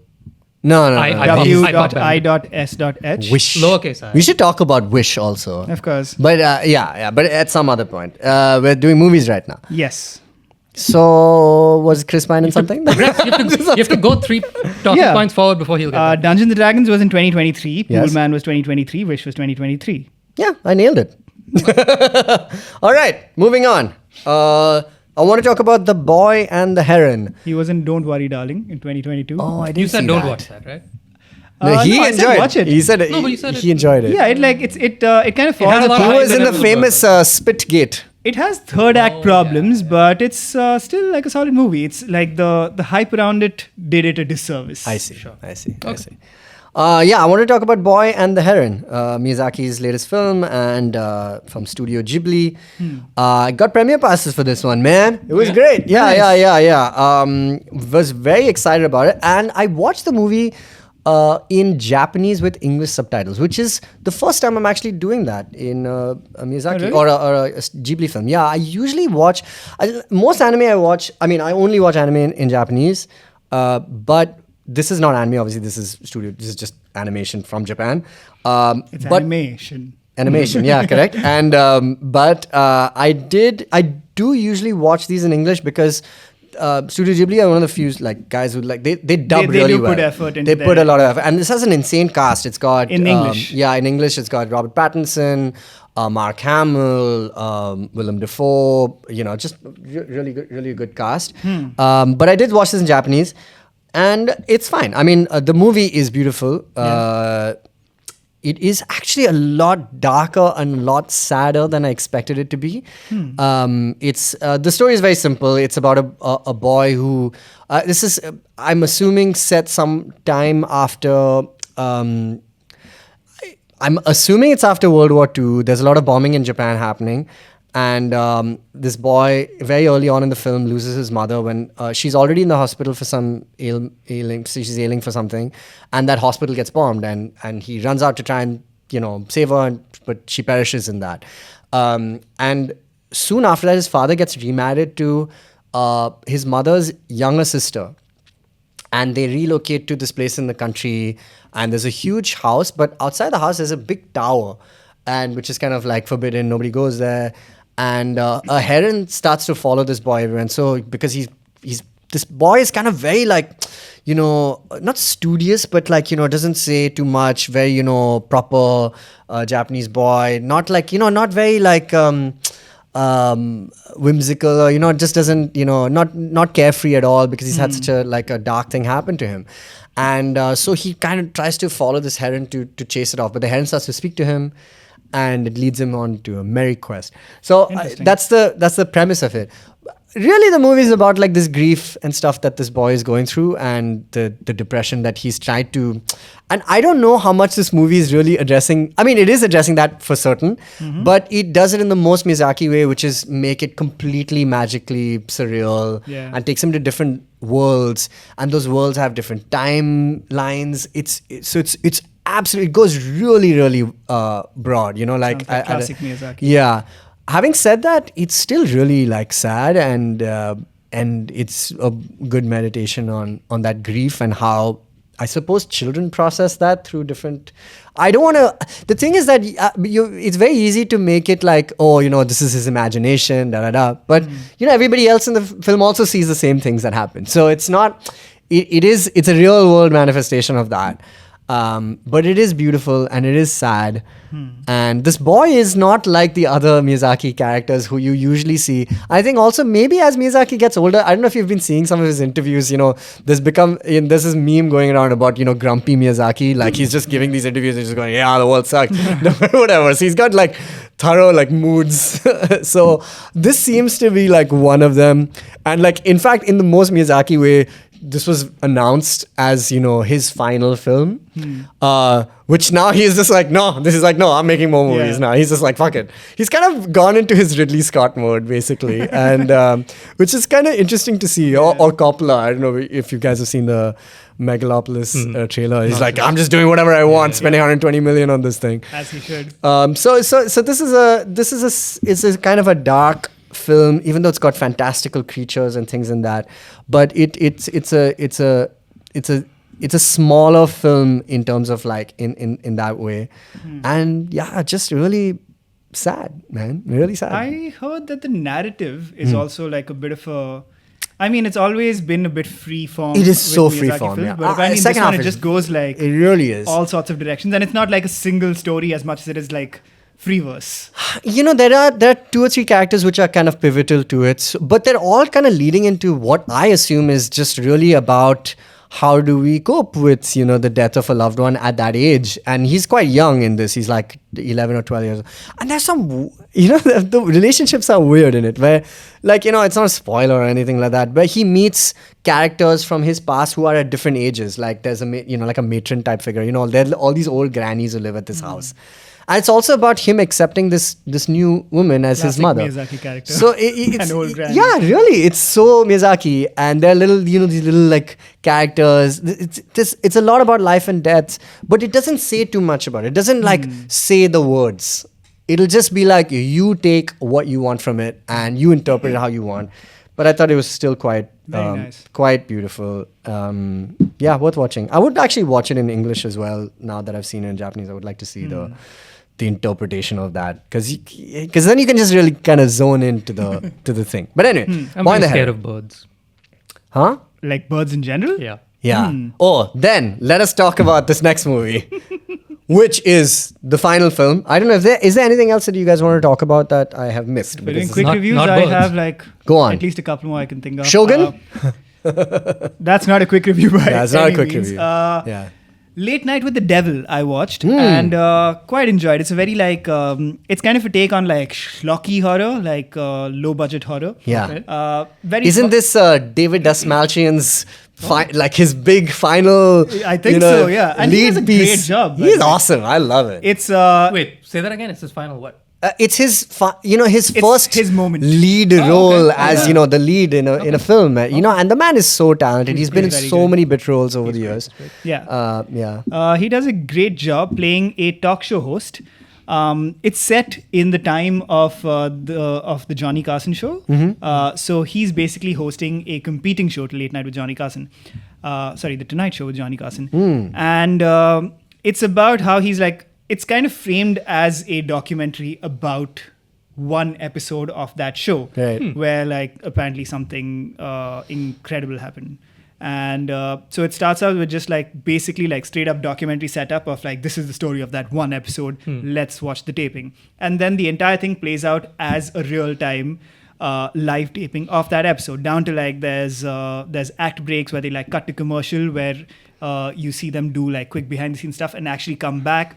So lovely setup. It kind of like, I mean, it's a high concept thing, right? Like it just, there's some there's some coolness and fun built into the concept itself. So I enjoyed that. It is, though, at the end of the day, a pretty like traditional horror movie. Like Nice. it's like straight up like midway. Right from the start, they signal that they're going to go supernatural. You had me and you lost me. And they do. What? Why? Come on, I Jishnu. can't do horror. What? I love the premise. Yeah. No. You love Paranormal Activity. That's not horror. That's hilarious. Okay, then you might enjoy this. So it plays off of the tropes of like a low budget horror movie, off of the tropes of late night, off of the tropes of like old television, all of which we all firmly enjoy. So Nice. Love good that. watch. It's really well reviewed. Like it's been really I critically kind of acclaimed. expected it to be a lot more impactful. because of how well it's being reviewed, I came away thinking like, cool. It's like, I mean, it's not gonna change my world, but it's a very good, like fun movie. Yeah. So good watch. I would say don't go in like looking for too much, because at the end of the day, it's a schlocky horror. Well, no. So I was gonna ask, is it at all leaning towards like a Jordan Peele type of horror, which is Racism is the horror in the end. The true horror was society. That's his whole thing. No, That's his thing. I don't think it like it doesn't it doesn't go for something that serious. Okay. Yeah. It's just it's a horror film. It's a horror film. Nice. At the end of the day, yeah. Nice. Good. On my list. In some ways, yeah, like Nope had this entire like sitcom thing, right? Oh, I've not seen No. that's the one I've not. Yeah, same. And I was, Okay, so there. should I? I did. Let me guess. The horror in that is racism. Nope. Nope is fun. It's not. It's far from his best, and like I think it like drags a bit. But there's this entire subplot in Nope about how there was this major accident on the set of a sitcom starring a monkey, where the monkey like just kind of went on a rampage and like killed a bunch of people. So yeah. Okay. Again, just Interesting. like so that similarity is there, where it's like playing off the incongruency between like light television and horror. So again, the fun is baked into the premise. Yeah. Nice. Very fun premise. Okay, great. But yeah, not the most impactful film, but good watch. Nice. I'm just happy for Yeah, I'm David very S. happy. Malchian. Yeah, he's great. Oh, I also wanted to do a quick review of Unfrosted. Very Pop-Tart relevant film. to us. Did you guys watch it? Yeah, I did not. I did. Say. Why? 1 second. What compelled you to watch this apart from the Jerry Seinfeld PR and the fact that this okay About that. Jerry I'll tell you Seinfeld, what can we compelled just me say to watch Jerry it. Seinfeld makes the most random fucking movies Yeah. ever. Like he has who wants these movies, but he makes them. I don't get it. I did enjoy his GQ 10 things that are 10 essentials. Sure. Yeah, that was nice. I That don't was know if I interesting. saw that, but I saw a lot of the movies. too. Okay, go on. Tell us about Unfrosted. Why I was interested in the movie is because it's about I love cereal. Pop Tarts. Yeah, exactly. yeah. That's the only reason I can think of it. Like I genuinely like am a fan of the history of Kellogg's and Yeah. Post. I love So Kellogg's. Yeah, I but was interested. Yeah, but I like. Seinfeld is- We've really asked like. this question a couple of times in the show. Do we need this? Yeah.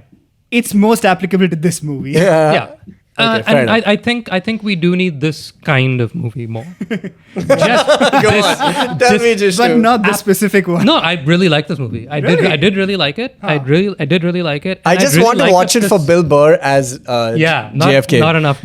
Not enough Bill Burr and not enough Dean Norris. That just like my heart grew when I saw him because I just love that man. And so there's a much. Hugh Grant in this movie. There's a Hugh Grant in this Yeah. movie. God. Very good Hugh Grant in this movie. He's good in everything. He's killing I it. mean, no, he's I just really been like- Hugh Grant, and that's the. Yeah. And he just denounced Apple for this ad. He's killing. He's on it. He's great. I really like this kind of premise, basically, of just like Yeah.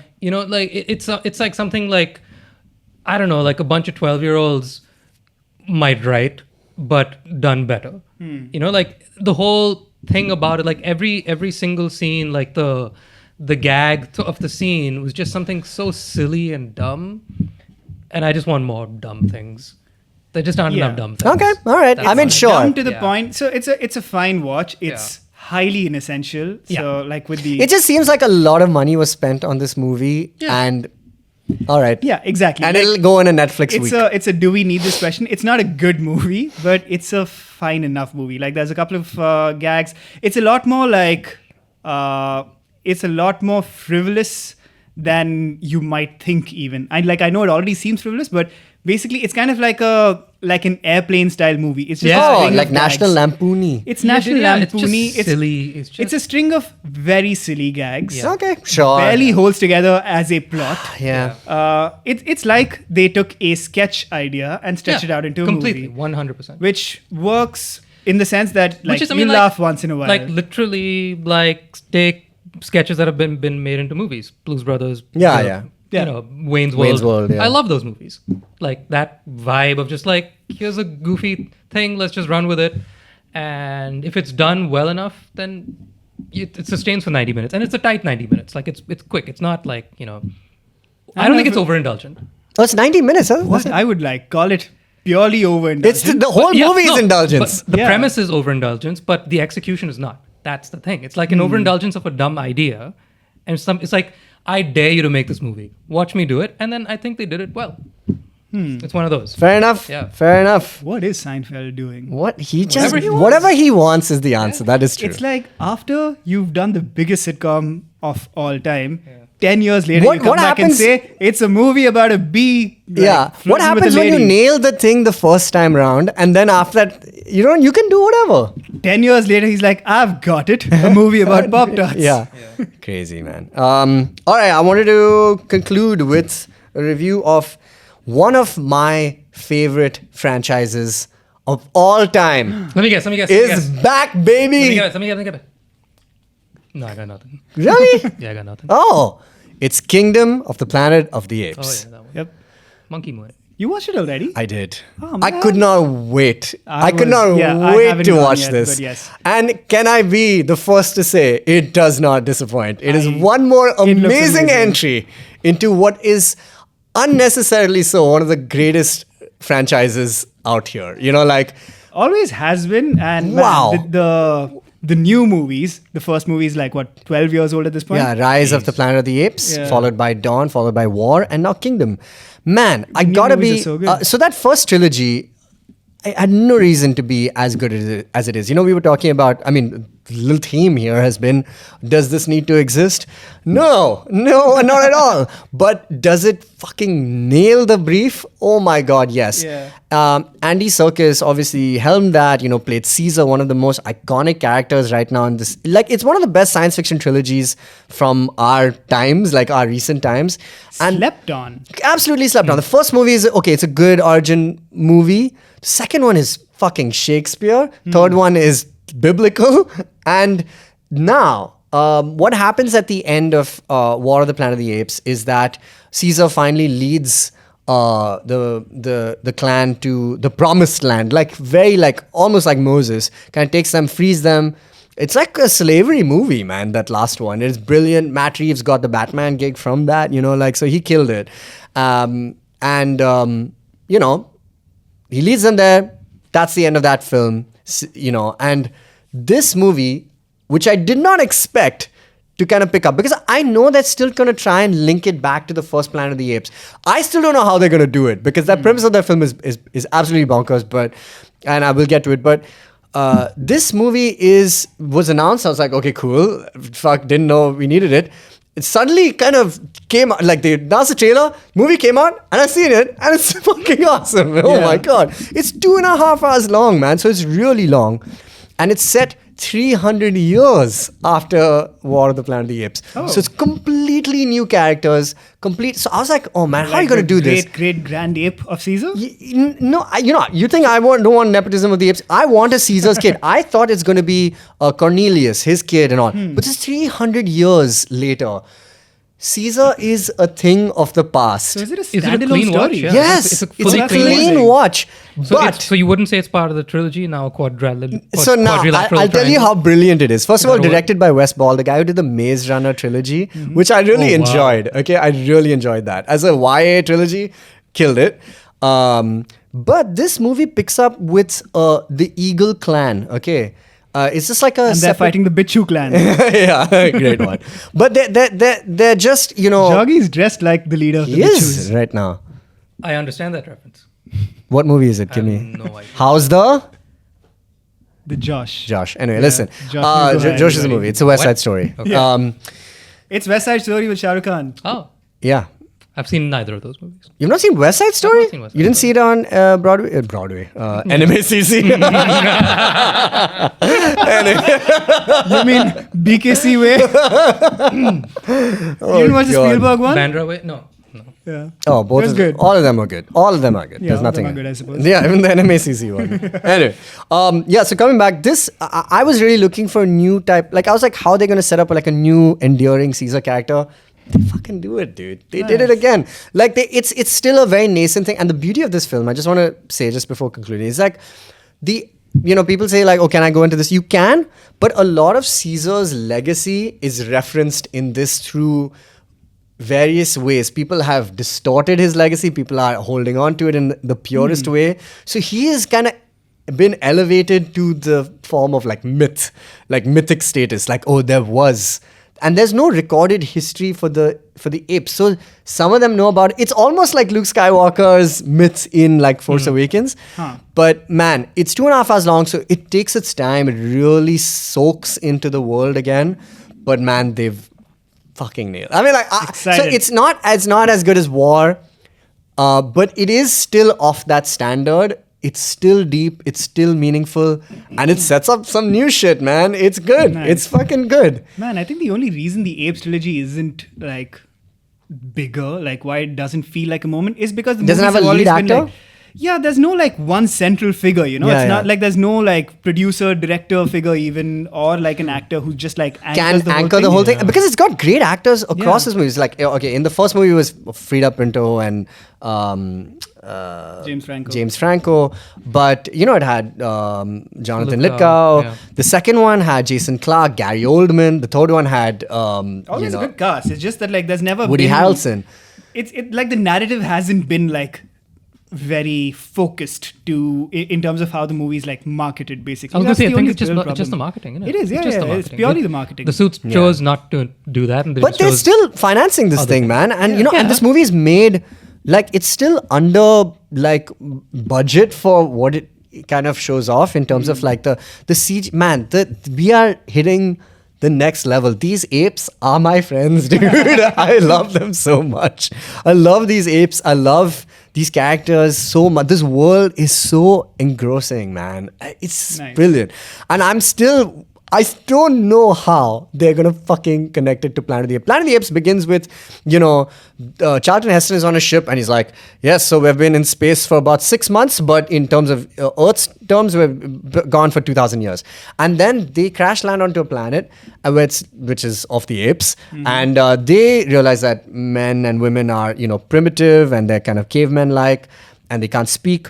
And he believes that they have landed on some star near, some planet near Orion's belt until the final shot of the film, which is a very famous shot where he's like, one of the elders says, oh, he's going to go and he's going to find out his destiny. Because he keeps telling him, it's like, I'm from a different planet. He's like, no, you're not. No, you're not. No, you're not.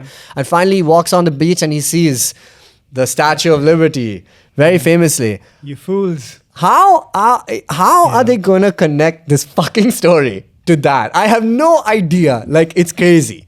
I don't know how they're going to do it. Because he took off in that ship in our time. Yeah. So unless they do a prequel movie to these prequels, which was set where they take off, I don't know how Do you they're think going they're to building up to that though? That's never Yeah. really like, they've like never how really they indicated that. or it's just like, okay, cool, we'll be in the world and then Yeah. suddenly a plane will land. I don't know. How are they going to do that? There's Crazy. another statue. Yeah, I just don't Like know a how they're going Vegas to do statue. this. It's, Yeah. But it's some good references in this movie to that original. Nice. So it's going to be... Listen, guys, I cannot speak highly enough for the Apes franchise. It's too Exciting. good. I never want it to end. I want more. I want 3 trilogies. Anyway. I want Excited to play watch. some goddamn games. All right. So that's the whole long and short, long of all the reviews Nothing short. and news. We'll be back with some games. Welcome back to the Geek Fruit Show. Now, before we move on, we're going to do a quick round of recommendations. Indeed. Tejas, give us a reco. Here's a light and breezy watch for you, which is available on Disney Plus Hotstar.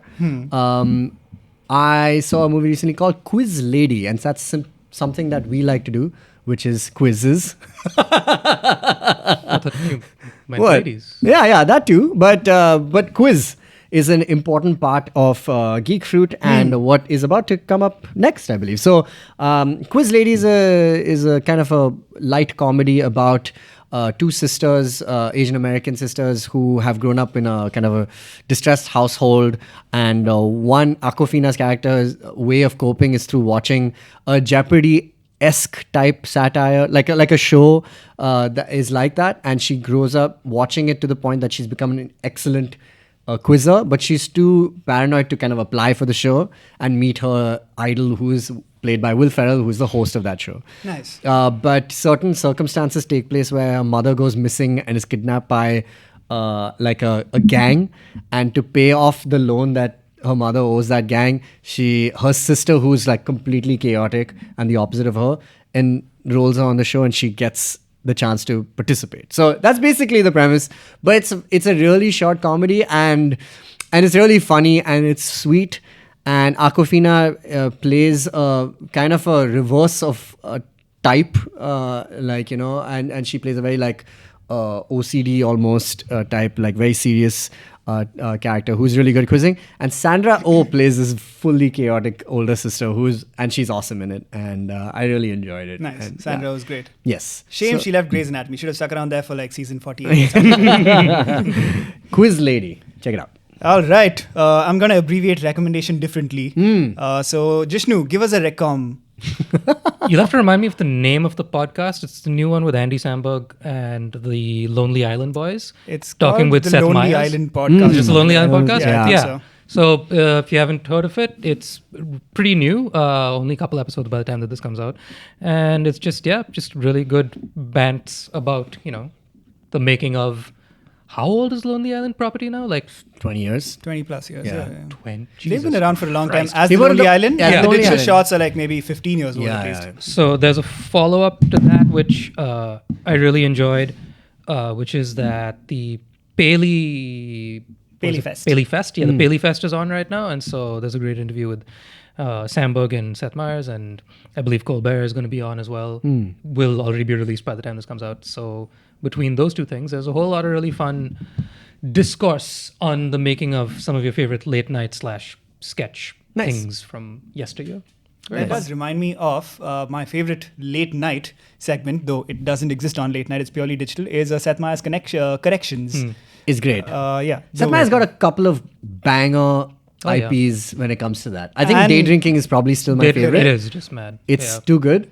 Yeah, I think He it's solid. claims to have never thrown up from drinking in his life. Insane. Impossible. I cannot fathom. Is day drinking a hot ones? It's a hot one. It's a hot. It's Yeah. but it's more. It's But looser. it's higher stakes, I think, because because they day drinking. Yeah. because I've done hot ones multiple times. Yeah.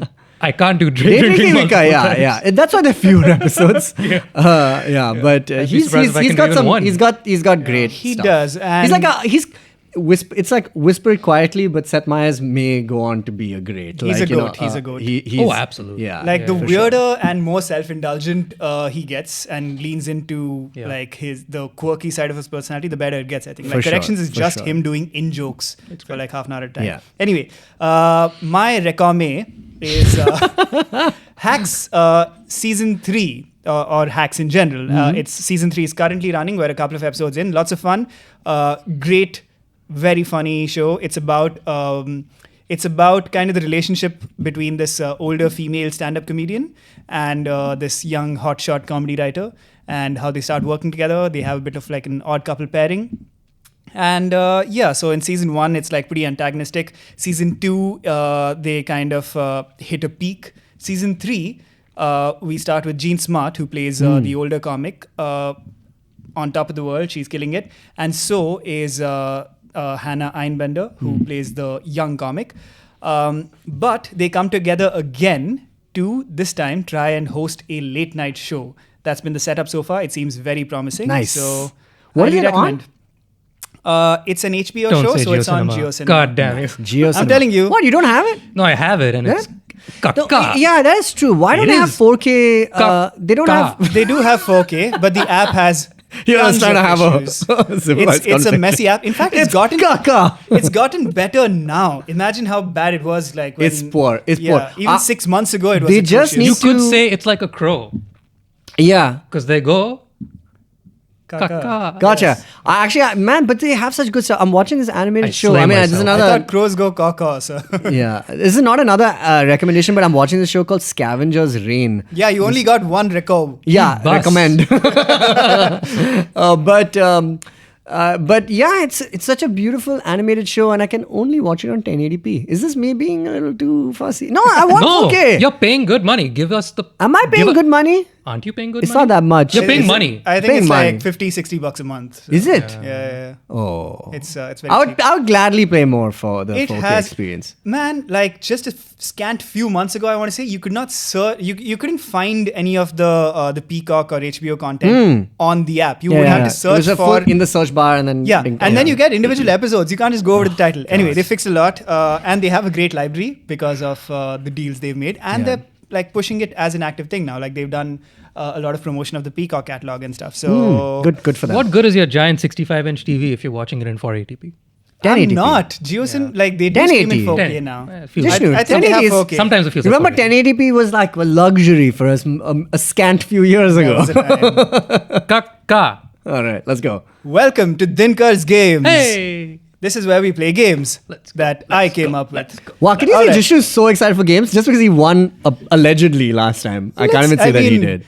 Let's see if he can The keep jury his is not streak out up. on that. Actually, it is. You can count the points. You Yeah. just have to watch the episode. Somebody must watch that episode. We're going to count the points today because You know I think nobody I else have a watching it. points-based game. Why? Do they Really matter? most. Only watch them. Sorry. So I have a points-based-ish game. Okay. The points do matter, but I might not I'm be not- tallying them very I'm actively. not prepared for because the stakes. I don't want to do the math. I can't handle these stakes. I'm Alright. gonna not be as confident as I was last time because I was humbled. Now, so these are two games. I will introduce the format to you as we go along. But as always, there is a hidden game. Have you noticed Dinkar has a great eyebrow game? What? His eyebrow game. A Dinkar's Say- eyebrow game? say- That's say- not like what the a- segment is yeah. called. See, like he has the that again. DreamWorks face eyebrow. I got the. I prefer to call it a "Can you smell what the Rock is eyebrowing?" Yeah. Anyway, Fair. there is, as always, Mm-hmm. a hidden game of Connect Me running through Okay. both games. So if you can spot the theme, I think the theme last time was whatever Jishnu likes. that might well be true. But this time there is a different theme. So if you can connect the answers to all the questions, you win bonus points, I Nice, suppose. nice. We'll figure it out as we go. I was trying to come up with names for these games just before we started recording, and we ran out of time. So welcome to game 1. Okay. It's called SE Rolls, which is very obviously a play on SEO, search engine optimization. SE Rose. SE Rolls. Very obviously. All right. We Poor, all love Stick with game SEO. 1. Just stick with game 1 as the name. Game 1 is SE Rolls. We all love SEO, optimizing for search engines, Dude. but we also all love SE Rolls. Now Okay. I'm just hungry. I want a roll. Let me explain the game. You know how when you Google an actor, Google throws up a bunch of thumbnails of movies and TV shows that they've been in. Now these are a pretty random selection. They're rarely the latest movies that those people are in. They are not the biggest movies those people are in. It's just like a hodgepodge selection that takes into account all these factors, probably some like mysterious algorithmic parameters, and says, here are 5 movies these people were in. In Fair. fact, they give you like a longer list if you say see more. Correct. So the game is, I name an actor and you try and guess what the top 5 films or TV shows Google suggests you know that actor from. Oh, this is so hard, man. This is so. So, I mean, Alrighty. I mean, like, this is very. Is there a possibility that each time you Google the name, different results are thrown up? no, I tested this. Okay. Alrighty. Good. I guess It- he's a good quizzer. It tends to be the same thing. Check some I'm facts. sure it then. might change like in some time, but At they this tend to be the point. same thing. And At the time of recording, it's a pretty these are the random correct selection. answers. It All right. like maybe it's based on how many times that movie has been referenced. Isn't across. it dependent on what your algorithm is? So we're really just guessing No, Dinkar's I checked. suggestions. No, I checked on different devices, different accounts, and incognito mode. This is a lie. You did There's not do all this. There's no way. course you I did didn't, this kind you of didn't have a research. name for it, and you're saying that you do.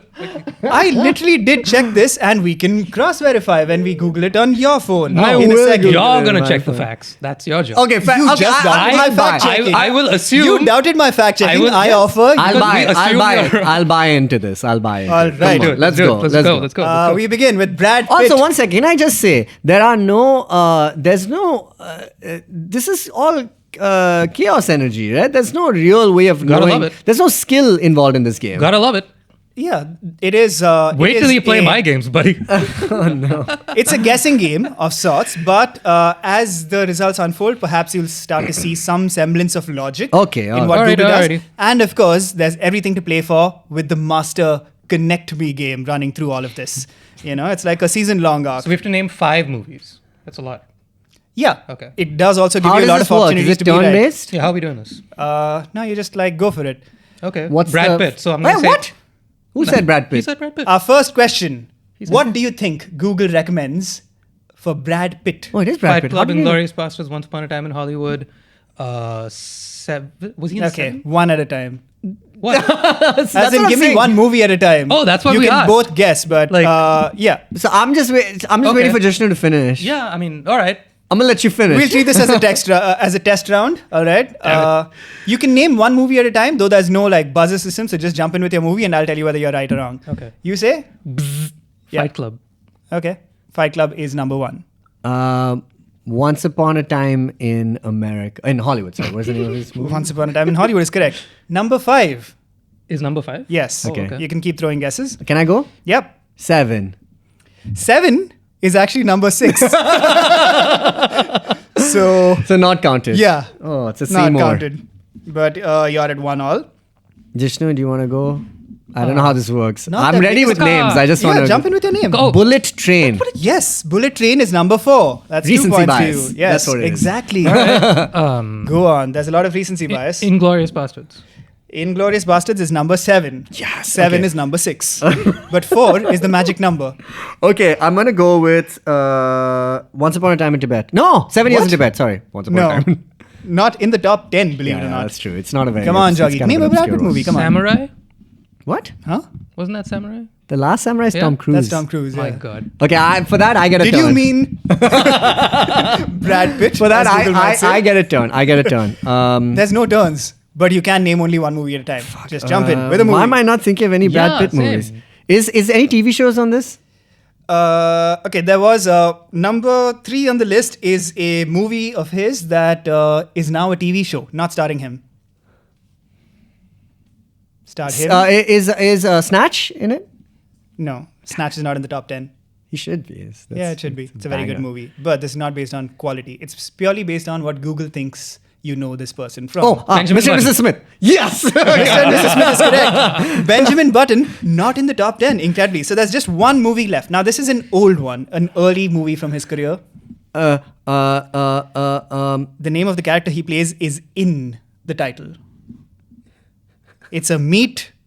Joe Black. Me, Joe Black, damn it. That's correct. Really good. Well done. All right. So, Wait, so how many did you get? I have no idea. you got 2. You got 3. All right. But I got Mr. and Mrs. Smith. Sorry. All right. Question 2.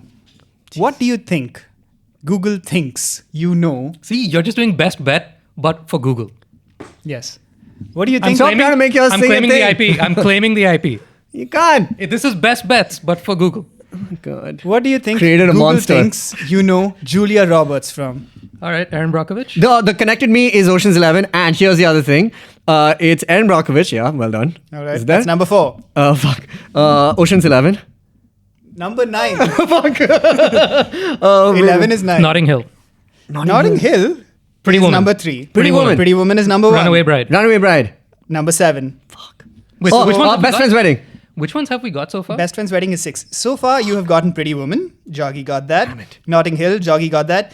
Erin Brockovich. Joggy also got Yeah, I that. said that as well. No, Yes, but you the came in timer, later. The timer will show. Number 2 and number 5, both are there. Julie and Julia. No. No, Sorry, she's not in Eat, it. Pray, Love. Yeah. No, not that either. damn.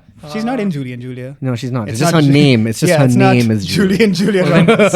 Somebody missed an opportunity But these there. are both here because of recency bias. I think they're literally her 2 last movies. the one with the Born After vacation. Reading. The vacation movie with Yes, George right. Clooney. Correct. Terrible. I The saw half Descendants. of it. No. Time in Paradise. Paradise Lost. Lost in Paradise. Fuck. I have no idea. Lost in Paradise. No, it's a Ticket to Paradise. Ticket to Paradise. Yes. I've seen that movie. I'll give it to Tejas because he actually said the title, and you said Time in Paradise, I which said is Lost not a in Paradise phrase. too. I said Paradise Lost. I mentioned.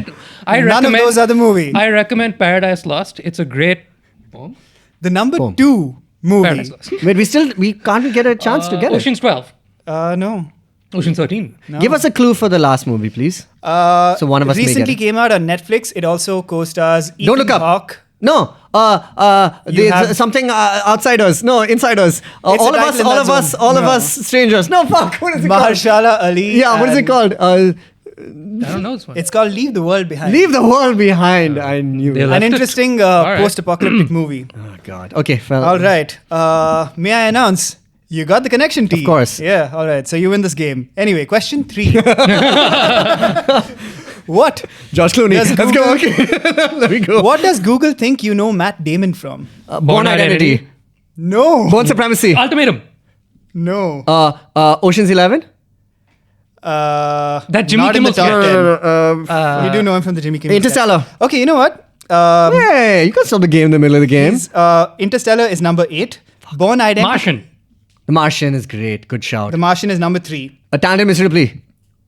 Number 6. Oh, Good Will Hunting. Good Will Hunting. Fuck. Good Will Hunting is number 1. Oh, good one, Jishnu. I'll give you Good Will Hunting. Is there no Born I will give on you there? both. I'll give you both the Born Identity, which comes in at 5, but there is a higher Born movie on this list. Born Ultimatum. No. Jason Bourne. Yes. Yes. Number 2. It's called Jason Bourne. Number 2 Yeah, is it's called Jason Jason Is Bourne. that which Yeah. one is that? I literally just the last watched one, it's the last Born one. Identity for the first It time. came out in just, like, 2016. 2 days It's ago. him.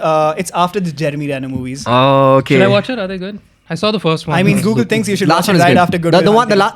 the third one is the best. Which is the third one? Ultimatum. You are missing movie number 4. Again, I Have we think done all 4? We've done 4 otherwise? you've named Good Will Hunting, Joggy. Yeah. You've named Jason Bourne, you. You've named The Martian, and you've named The Bourne Identity. Who named The Martian? Me. Yeah. All right. And you both get Bourne Identity. So Joggy's leading. Can you get this movie? Recency bias. What was he in? Oppenheimer. Correct. Yes. Yes. Okay. We must have tied in that round though. Yeah. No, we've there got are it at- 5 points. yeah. You So, can't but tie. we got both two. named Oh, yeah, identity. okay, Yeah, all yes, right. I guess. Andy Garcia. Okay. Mamma Mia 2. Not Mamma Mia 2. Yes. 2. Number Fuck 4. 2. You said Mamma Mia. I need- It's 2. I need Father of to the Here Bride. we I- go again. Correct. Father of the Bride. Ocean's 11. Father of the Bride, number 5. Ocean's 13. Ocean's 11, number 2. Ocean's 13 Godfather. not in the list. Godfather 3. The Godfather 3 Yes. is number 1. Nailed it. All right. I'm just really happy I got to There's say one Mamma Mia. movie, one What? big movie that you're missing at number 3, which is The Untouchables. I'll just name it for Intouchable. you. Correct. The Untouchable.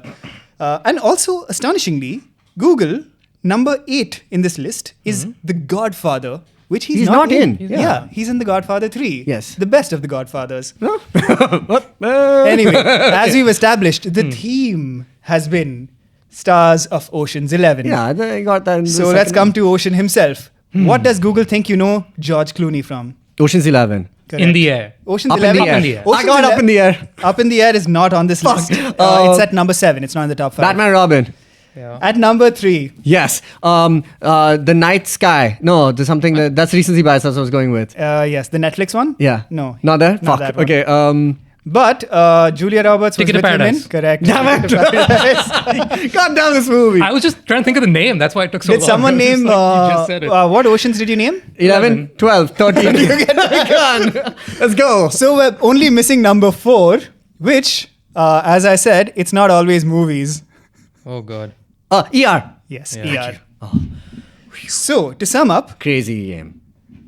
Absolutely. it's an interesting game. I have to double check these on my. I think this tells me that Matt Damon has possibly the most wide-ranging career of all these actors. With George Clooney, they're like, yeah, he's the Ocean's 11 guy. Yeah, he's not. He's not. With Matt Damon, they're like, oh, he's Ripley. He's in Oppenheimer. He's the Martian. He's Jason Bourne, 2016, after the Renner movies.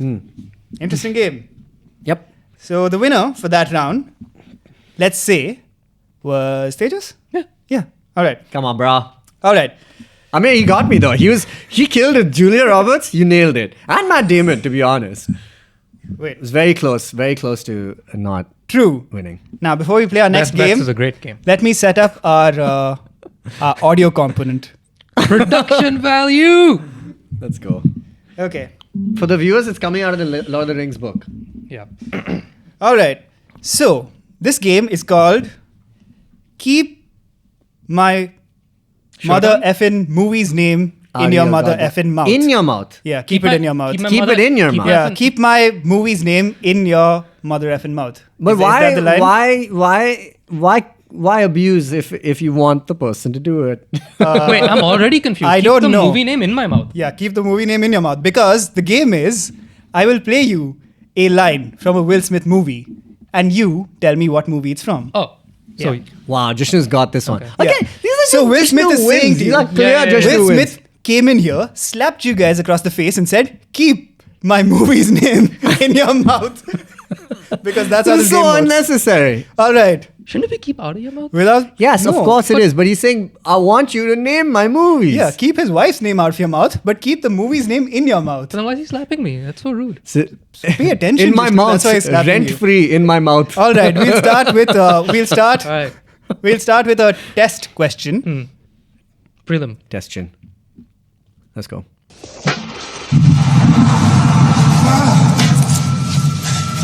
I already know it. I'm Legend. Welcome to Dinkar's Games. Independence Day. Okay, Independence Day. Day. Independence Yeah, Day. Yes. You did sound younger. In Independence Day, Will Smith says, Welcome to. Who was that? Oh, yeah, welcome to Dinkar's it's Games. TikTok voice. welcome to Dinkar's Games. Yeah. Production value is Production value. Welcome is to Dinkar's Games. impeccable. All right. Please send us these I files need to up my. I need, to put in the edit. all right, right. you guys are so fucked next month. Because now have to up the ante as well. All right. So, okay, here's question 1. Side note, I've just labeled all these as 1, 2, and 3.mp3, and I don't know if I remember which movies I cut them out from. That's Question 1. What Will Smith movie is this line from? now back up, put the gun down, and give me a pack of tropical fruit bubblicious cool. Bad Boys. and some Skittles. I was gonna say it. That is correct. It's Bad Boys. That's 1 point to Jishnu. Question number 2. Crazy how I'm losing. What Will Smith movie is this line from? You know what the difference is between you and Men in me? Black. I make this look good. You make getting the answer look good, Jishnu. That is 1 point to you. I'm getting absolutely But these are skewered also like here. the lines. They Like, are these the are lines. the lines. Yeah, I know. This is. I didn't want to make this game too hard for you. This is a Jishnu game. Why? As in, it's Jishnu's game because Jishnu knows all these answers. You know these answers too. No, but Jishnu's like very, very cued into this. He fair knows enough. his Will All Smith. right, He knows he's his Will cued Smith. in. No, I'm saying this is a compliment. This He's is cued this in is- because Will Smith slapped him across the face and said, "Keep my movie's name in your mouth. Yeah, And I in listen. your mouth." I listen when slap. Number 3. Do you? Let's try it out. What movie is this Will Smith line from? Does it ever occur to women that maybe this Hutch. guy might like I to said have it. a plan? You know, because I said he's it first. nervous. I also said Hutch. He's not sure. I said it. I'm playing this game now as it was meant to be played. I'm going to say it as soon as it Correct. comes. Yes. I was waiting like patiently for the end of the line. Fuck that. Let's go. Yeah. Let's hear the whole line though. That maybe a guy might like to have a plan. You know, because he's nervous. He's not sure that he can just walk up to you and you'd respond if he said, "I like you." I like you. I've seen this movie a million times. Like you. He gets angrier. You know, actually, he's got a And then like the speed dating people complain. Yeah. Yes, that was from the movie Hitch, not Hutch. Hmm. It's no Lost to Paradise. All right. Number 4. What Will Smith movie is this line from? All these questions are the same. Ain't like I'm still 5 years old, you know? Ain't like I'm gonna be sitting up every night asking my mom, when's daddy coming home, you know? Who needs him? Pursuit of He Happiness. wasn't there to teach me how to shoot No. my first basket, but I learned, didn't I? Got through my first day without him. Ali? Right? I learned how to drive. I learned how to shave. I learned how to fight without him. I had 14 great birthdays without him. He never even sent me a damn card. The hell with him! Nice.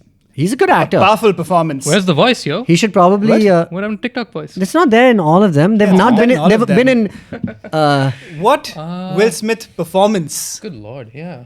is that line It's a from? really good one. Yeah. I'm thinking it's like a single word title, isn't it? It's not. Oh. Road to Perdition? No, he's not Road to Perdition. Not Road to No, Perdition. Sorry. that's Tom Hanks. Pursuit of Happiness, I meant. I said Pursuit of Happiness. It's wrong. No, it's not. 'Cause I'm like, what other Will Smith movies are there which are like... He's angry. Where you're like, yeah. Is it? It's not always a movie. Oh. Playing that game now. Yeah. Bel Air. It is from the Fresh Prince Yeah, of Bel Air. I- It's from the very special episode Yeah. where he's waiting for his dad to show Yes, up, yes. and his dad Oh does yeah, not. it's a great episode. Yeah. Yeah, that's why it sounds familiar. But, yeah, because you monologue. said movies. Yeah. This is distinctly not a movie. I It's 3-1. That's the yes, score. but I very pointedly said which Will Smith performance right after. All right. Okay. let's Question go. number 5. Yeah. What Will Smith performance is this line from? You got a dream, Pursuit of Happiness. you gotta protect it. You said you got a dream. Yeah. They do something themselves, they wanna tell you you can't do it. I also let this clip run a bit so we can hear the music. Production value. You want Yeah, something, we'll have to pay for go this. get it. We Yeah, get a yeah. copyright strike. Period. You can't hear the music at home. It's just for us in the room. They totally can. Wait. Copyright strike. Yeah. We Yeah, were yeah. making so much money from these episodes. All right. All right. Which Will Smith movie or performance is this line from? Good job! Hancock. Permission to touch your It body. is from Hancock. Back in the game. It's not sexual.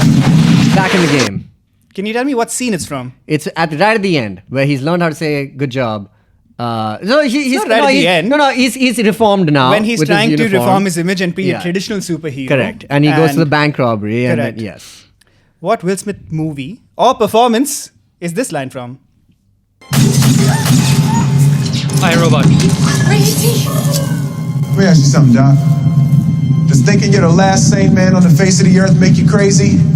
Because if it does, maybe I am. I am legend. Yeah. No, it is iRobot. Yeah. Did you name it based off of a gunshot? Yeah. And literally. some electronic sounds? Yeah. yeah, fair enough. I love iRobot. Like Hitch, right? Before I heard him speak, I was just like, oh, ambient Emotional. noise. It's That is no ambient noise. That is not, like You can particularly. sense from like the room tone. Yeah, from yeah. the I sound was just mixing. like, oh, this is like a yeah, normal vibe. Yeah, and There what aren't piece of many furniture movies. do I need in my hall right now? Let me tell you guys something. When I came up with this game, the first person I wanted to do it with was The Rock. I would have nailed it. Yeah. Maybe, but I couldn't tell them apart. They all sound the same. Perhaps we'll do that next episode. But in the meantime, keep Will Smith's movies' names in your mouth or Will Smith's performances' names in your mouth. Thank you. I will. Where is this from? Boy, what is that on your feet? iRobot. Converse All-Stars. This is from vintage iRobot. 2004. It is from Oh, you iRobot. tried to double dutch us, huh? I did try to double dutch y'all, I but remember the scene so well. Of I really course. want to converse after Don't double this. dip. yes, it is, of course, from the Converse ad Yeah. that happens right in the In the middle middle. of iRobot. Yep. Anyway, finally, a word from Will Smith. And if you can tell me where that word is from, good for you. Is it just one word? No. Oh. A word from him. Yeah, a word from him. Oh, it's from Sorry, iRobot. I'm allergic. Yes. It is from iRobot. That is, of course, Will Smith saying achoo, I'm sorry, I'm which allergic to I never bullshit. realized how weird that sneeze sounded. Listen to this. It's more like a. Yeah. He's an actor. trying Not to much of a act. word either. No. Just a sound. I'm sorry, I'm allergic to bullshit. All right, so, as we know, who won? I think he did. No, I don't you know. named a fair number of these movies as well. I think I made a strong comeback towards the end, so it may be a draw, which I'm okay with. Let's call it a draw. Let's. Yeah, actually, we can call it a draw in episode, but in the comments now, I will put who won. This has been Dinkar's Games. It was. I have the calm now, so this can only end poorly. Here we go. I'm gonna give you guys. You have the what now? The calm. The com. Is that what it's referred to as? The chair. Yeah, I Take, never Isn't heard it? it called the com before. I'm gonna accept it. Yeah, okay. Pretty I sure like it it's, he said it with such confidence that I accept. Yeah, let's, sure. let's make it a thing if it's not a thing already. I'm taking com of this place. Calm down. It's a noun, All right. not a verb. You have the com. The calm. Yeah, so am I in was the calm. taking com. Don't just. Okay, you have 4 options. All right, I'm gonna name the names of the game. Okay. You will then pick 1 the second. game that you want to play. So the first game is Is to picking pick the game. Choose the game. Oh, Alright. so you have 4 games? And I have we're 4 gonna pick- games, and you pick which game you want to play. I love Oh, it. do we ultimately play all the games? We'll see. In I have the calm. Anything in can times happen. to come, yeah. Crazy a dialogue tree. So it's almost like you're handing the com back to us by letting us choose. Just calm down. All right, the game is the games is the games is are the bald and the beautiful. I like it. oh shit. Sold. Oh, right. Jishnu's grown up. Got Next- great The games. second game, Yep. Dog Nabbit.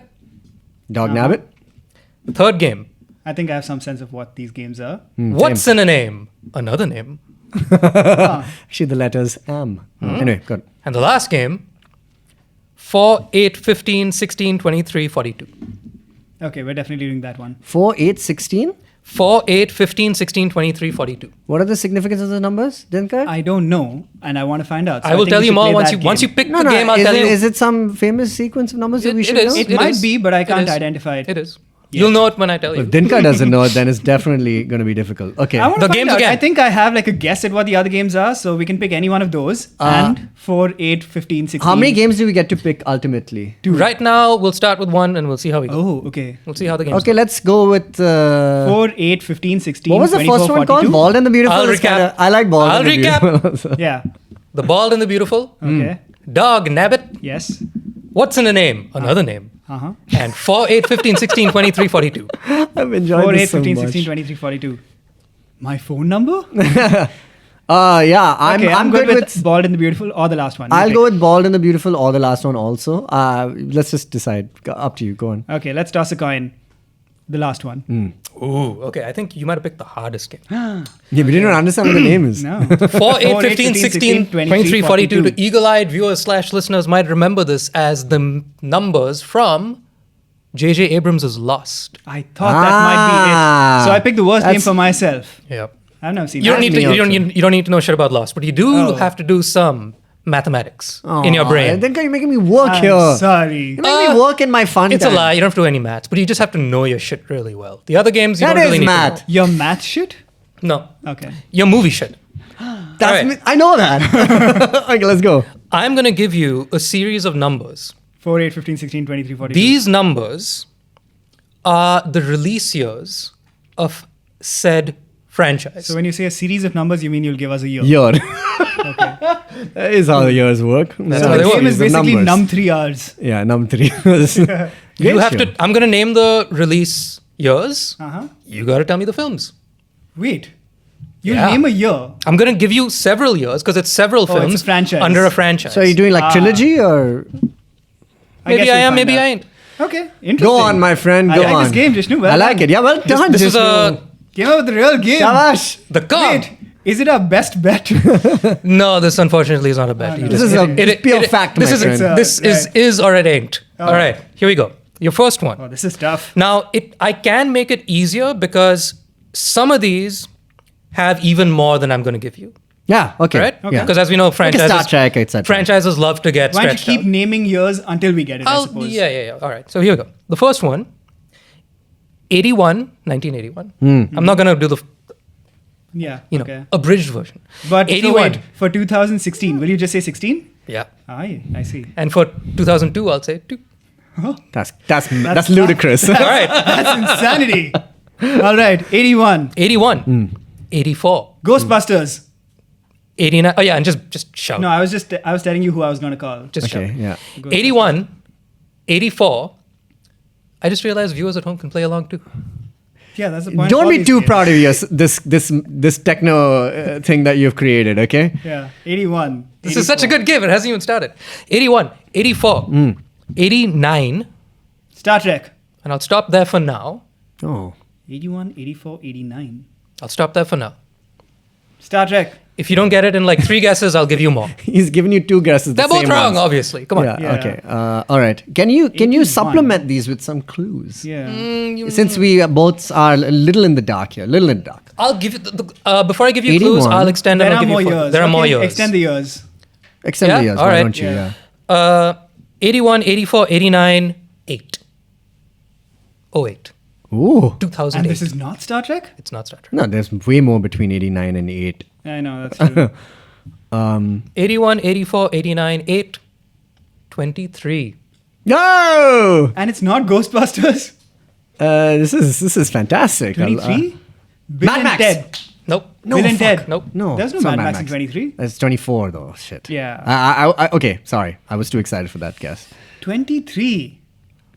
81, 84. Like saying the years is going to help us. Dungeons and Dragons. Nope. Fuck. This was the first. I told you this was the hardest No, there game. was probably. one before this is with probably the Jeremy hard- This Irons. is not an easy game. Oh, I think. okay. Yeah. A prequel to Honor Among Thieves? Not prequel. I mean, I okay, one know. sec. Can I ask a question? Yeah. Do these movies have to be connected to the franchise or the IP? Like, is there like a continuity, There or is- is it just the IP? Continuity. Oh, Like there is zero discrepancy between the linear timeline of these movies.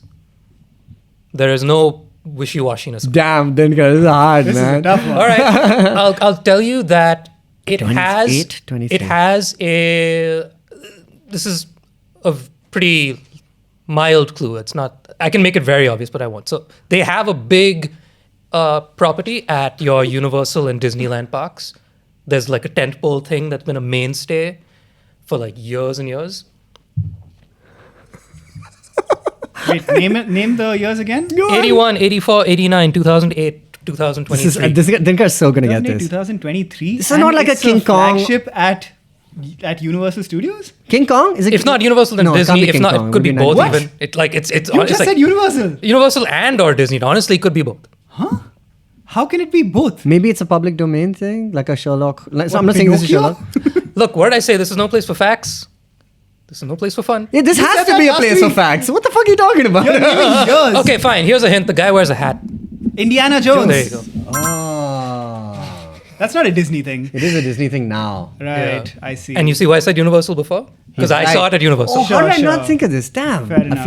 I feel very stupid. 23. It's hard, I man. forgot about the Indiana that came out in 23. And the first one was only 81. It feels like such Yeah. a 70s movie. No. Just on the Alright. cusp of it. Yeah. Yeah, okay. Yeah, Wow, very great 80s one. actually. Damn, another? well done. You did it. Okay. Well, I mean, I got it off the guy who wears a hat. So All right. I was still thinking like Sherlock. All right, Okay. let's go. This is all right. Here we go. It's a lot. Brace yourself. 0, as in 2000. 3, 6, 9, 11. X-Men. There you go. Boom, straight up. I should Without have any got it help. off of 0. You got it off of 0. I on, literally got it yeah. off of 0. I was just waiting for the next two just to be one. sure. Correct. Yeah. All right. So It's 0, it's 3, 6, and 9, huh? okay. We're Incredible. What a even. run. We're even, Amazing. Steven. So, all right. One tiebreaker. Okay. Buckle up. The hype for this game is more I don't hear the clicking. than the Okay. actual game. Click. 5, It's like you expect a guess. 8, 12, as they say in Spanish. What the fuck? Just say the name. 12. Dude. Get out of here with your Duolingo plugs. 5, 5, 8. Ocho. One second, hold on. 12. One second, hold on. 5, 8, 12. That's it. That's it. Oh, that's it. 2005, Yeah. 2008, and 2012. Star Trek. No.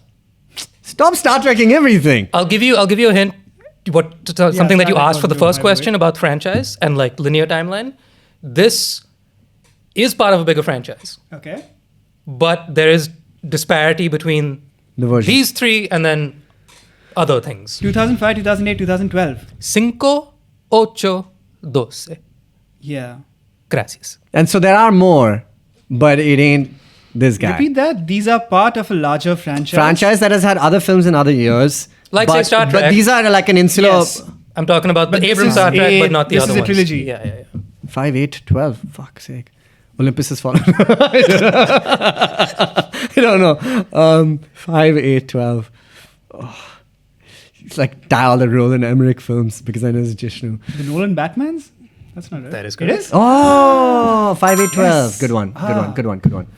Nolan Batman's. Yay! Game. Yay, game. A game. A real game. A real game. Let's hand it to Jishnu. Well done. Okay. Coming One up, more? real game. One more Well done. game? Yes, one more game. You want We do the Bold and the Beautiful. the Bald and the Beautiful? Let's do ball. course. That's All right. beautiful. Okay. Ooh. Okay. You have to just name The bald actor. bald actors until the other person can't. Now we're in Jishnu's game territory. Here we go. Let's start with you. Go. Wait one second. Do you want Name to a- do this lies way? Like lies format? Like you give a number, I'll say, oh, you can't actually name it, and then we keep going. Yeah, sure. You want to What? or we can. We're changing this game. As in, What the like, fuck are you saying? You put up a stake, like I can name 3. He says I can name 4. I say I can name 5 until like one of us gets over ambitious. Alright. How many can you name? Bald actors? Yeah. This just depends. Okay, there's some caveats. to I'll this. give you- Have okay. they've been bald for Here we go. roles? Exactly. I'll give you a caveat. Interesting. You can say Tilda Swinton as the ancient one. Okay. Yeah, I was thinking of Yeah, Demi That Moore. opens it up like Whoa. vastly. Yeah, exactly. Okay. I would much rather just ping I would go Just ping ping- pong just until ping we pong. lose. Okay, let's do ping pong. ping pong, Okay. and then I have a That's lovely a- timer in front of me. I'll give you 5 seconds. Okay. Oh, guess? Hey, that's hard. Yeah, come on, No, let's that's- go. All right, let's that's go. it, Let's that's go. it. 5 seconds is Okay, quite fine. You want a guess. 10? I'll give you 10 seconds. Yeah, okay. Max 10 seconds. All right, let's go. Let's go. Begin. Let's go. I can do Okay. 5. It's fine. And fight. Vin Diesel. The Rock. Paul Scheer. Jason Statham. Nice one. Matt Damon in that movie he was bald in. Name the movie. What? Name the movie. I know the Tilda movie. Swinton as the ancient one. Hey, you can okay. Matt Damon, Elysium. That's where he was bald. Right. Woody Harrelson, I'll accept. balding, Yeah, Bill I'll accept. Burr. is an actor. Ah. though he's bald actor. There's so many. are. Paul Giamatti, balding. I'll take it. Bryan Cranston. Is he bald in a movie? Walter White. Come on. Is he bald? In Are a we movie? doing movie? Okay, we want to do movie. Oh, we're doing performance. Okay, Performance? performance. No. He's El Camino. yeah, sure. I'll take Alright. it. He's in El Camino. A Breaking Bad film. Breaking Bad Bad. film. From the mind of Breaking Bad. The Rock. You said it already. Oh, you said The Rock? yeah. Oh, God damn it. Come on, Dinkar. Sylvester Stallone. What? I don't know. Did he shave his head for one of the Expendables? You have 4 seconds. I can't believe I'm blanking on bald people. Winner! Ed Harris. Good one, though. Wow. Okay. Yeah. So many bald people, dog. Bald Very people. many. I just a lot of like, bald I blanked. people. I I blanked. know. Yeah. Everyone in the Fast and Ed Harris Furious came to cast. Blinded by the light bouncing off their heads. Hey. And especially like if they shave their head, Tyrese. I made the Yeah, you went to mistake. Paul Shear very Yeah, quickly. I know. I was like, what? I was like, you don't need to go that far. I know. I love him, I but- made the That's mistake because you just saw him of on thinking, Conan. He was just on Conan. Correct, Yeah. yes. I made the mistake of trying to think of actors and roles they were bald in. So I was like, which movie was Tom Hanks bald in? I should have just gone for like bald people. Yeah. What movie was he bald in? Who? Was Tom he bald Hanks? in Elvis? I don't think. Ooh. Tom Yeah, Hanks. yeah, he's in bald. Elvis. He was bald. I didn't see Correct. Elvis. Okay. But Yes. it's a bald cap. Yeah, but I mean, he's bald Yeah, in the role, I mean, right? Tilda Yeah. didn't, go So method. Elvis was on the tip of my mind before I realized I should just be so. naming bald people. But well done, well played. Well played. How do you like them games? Great. These Said Matt were Damon these never. were games. That's were what I can games. say. These were definitely games. I mean, the second one is A game? the It was- game is name bald people. It was game. Hey, You're shitting on your game. I don't mince words with my games, man. Yeah, that's true. It was a game. It's a game. It's certainly a game. Listen, I didn't The true winner is the games we played. repackage best bets and call it something else. All right. Guys, thank you so much for watching the Geek Fruit Show, the games edition. I guess. Yeah. And That's if every you game. have any thoughts, put it in the Edition. comments. And if you have any longer thoughts, you can mail us. Contact geekfruit@gmail.com, just as you can see it in your screen right now. And we will catch you guys next month on the Geek Fruit Show. See you later, you nuts. Bye.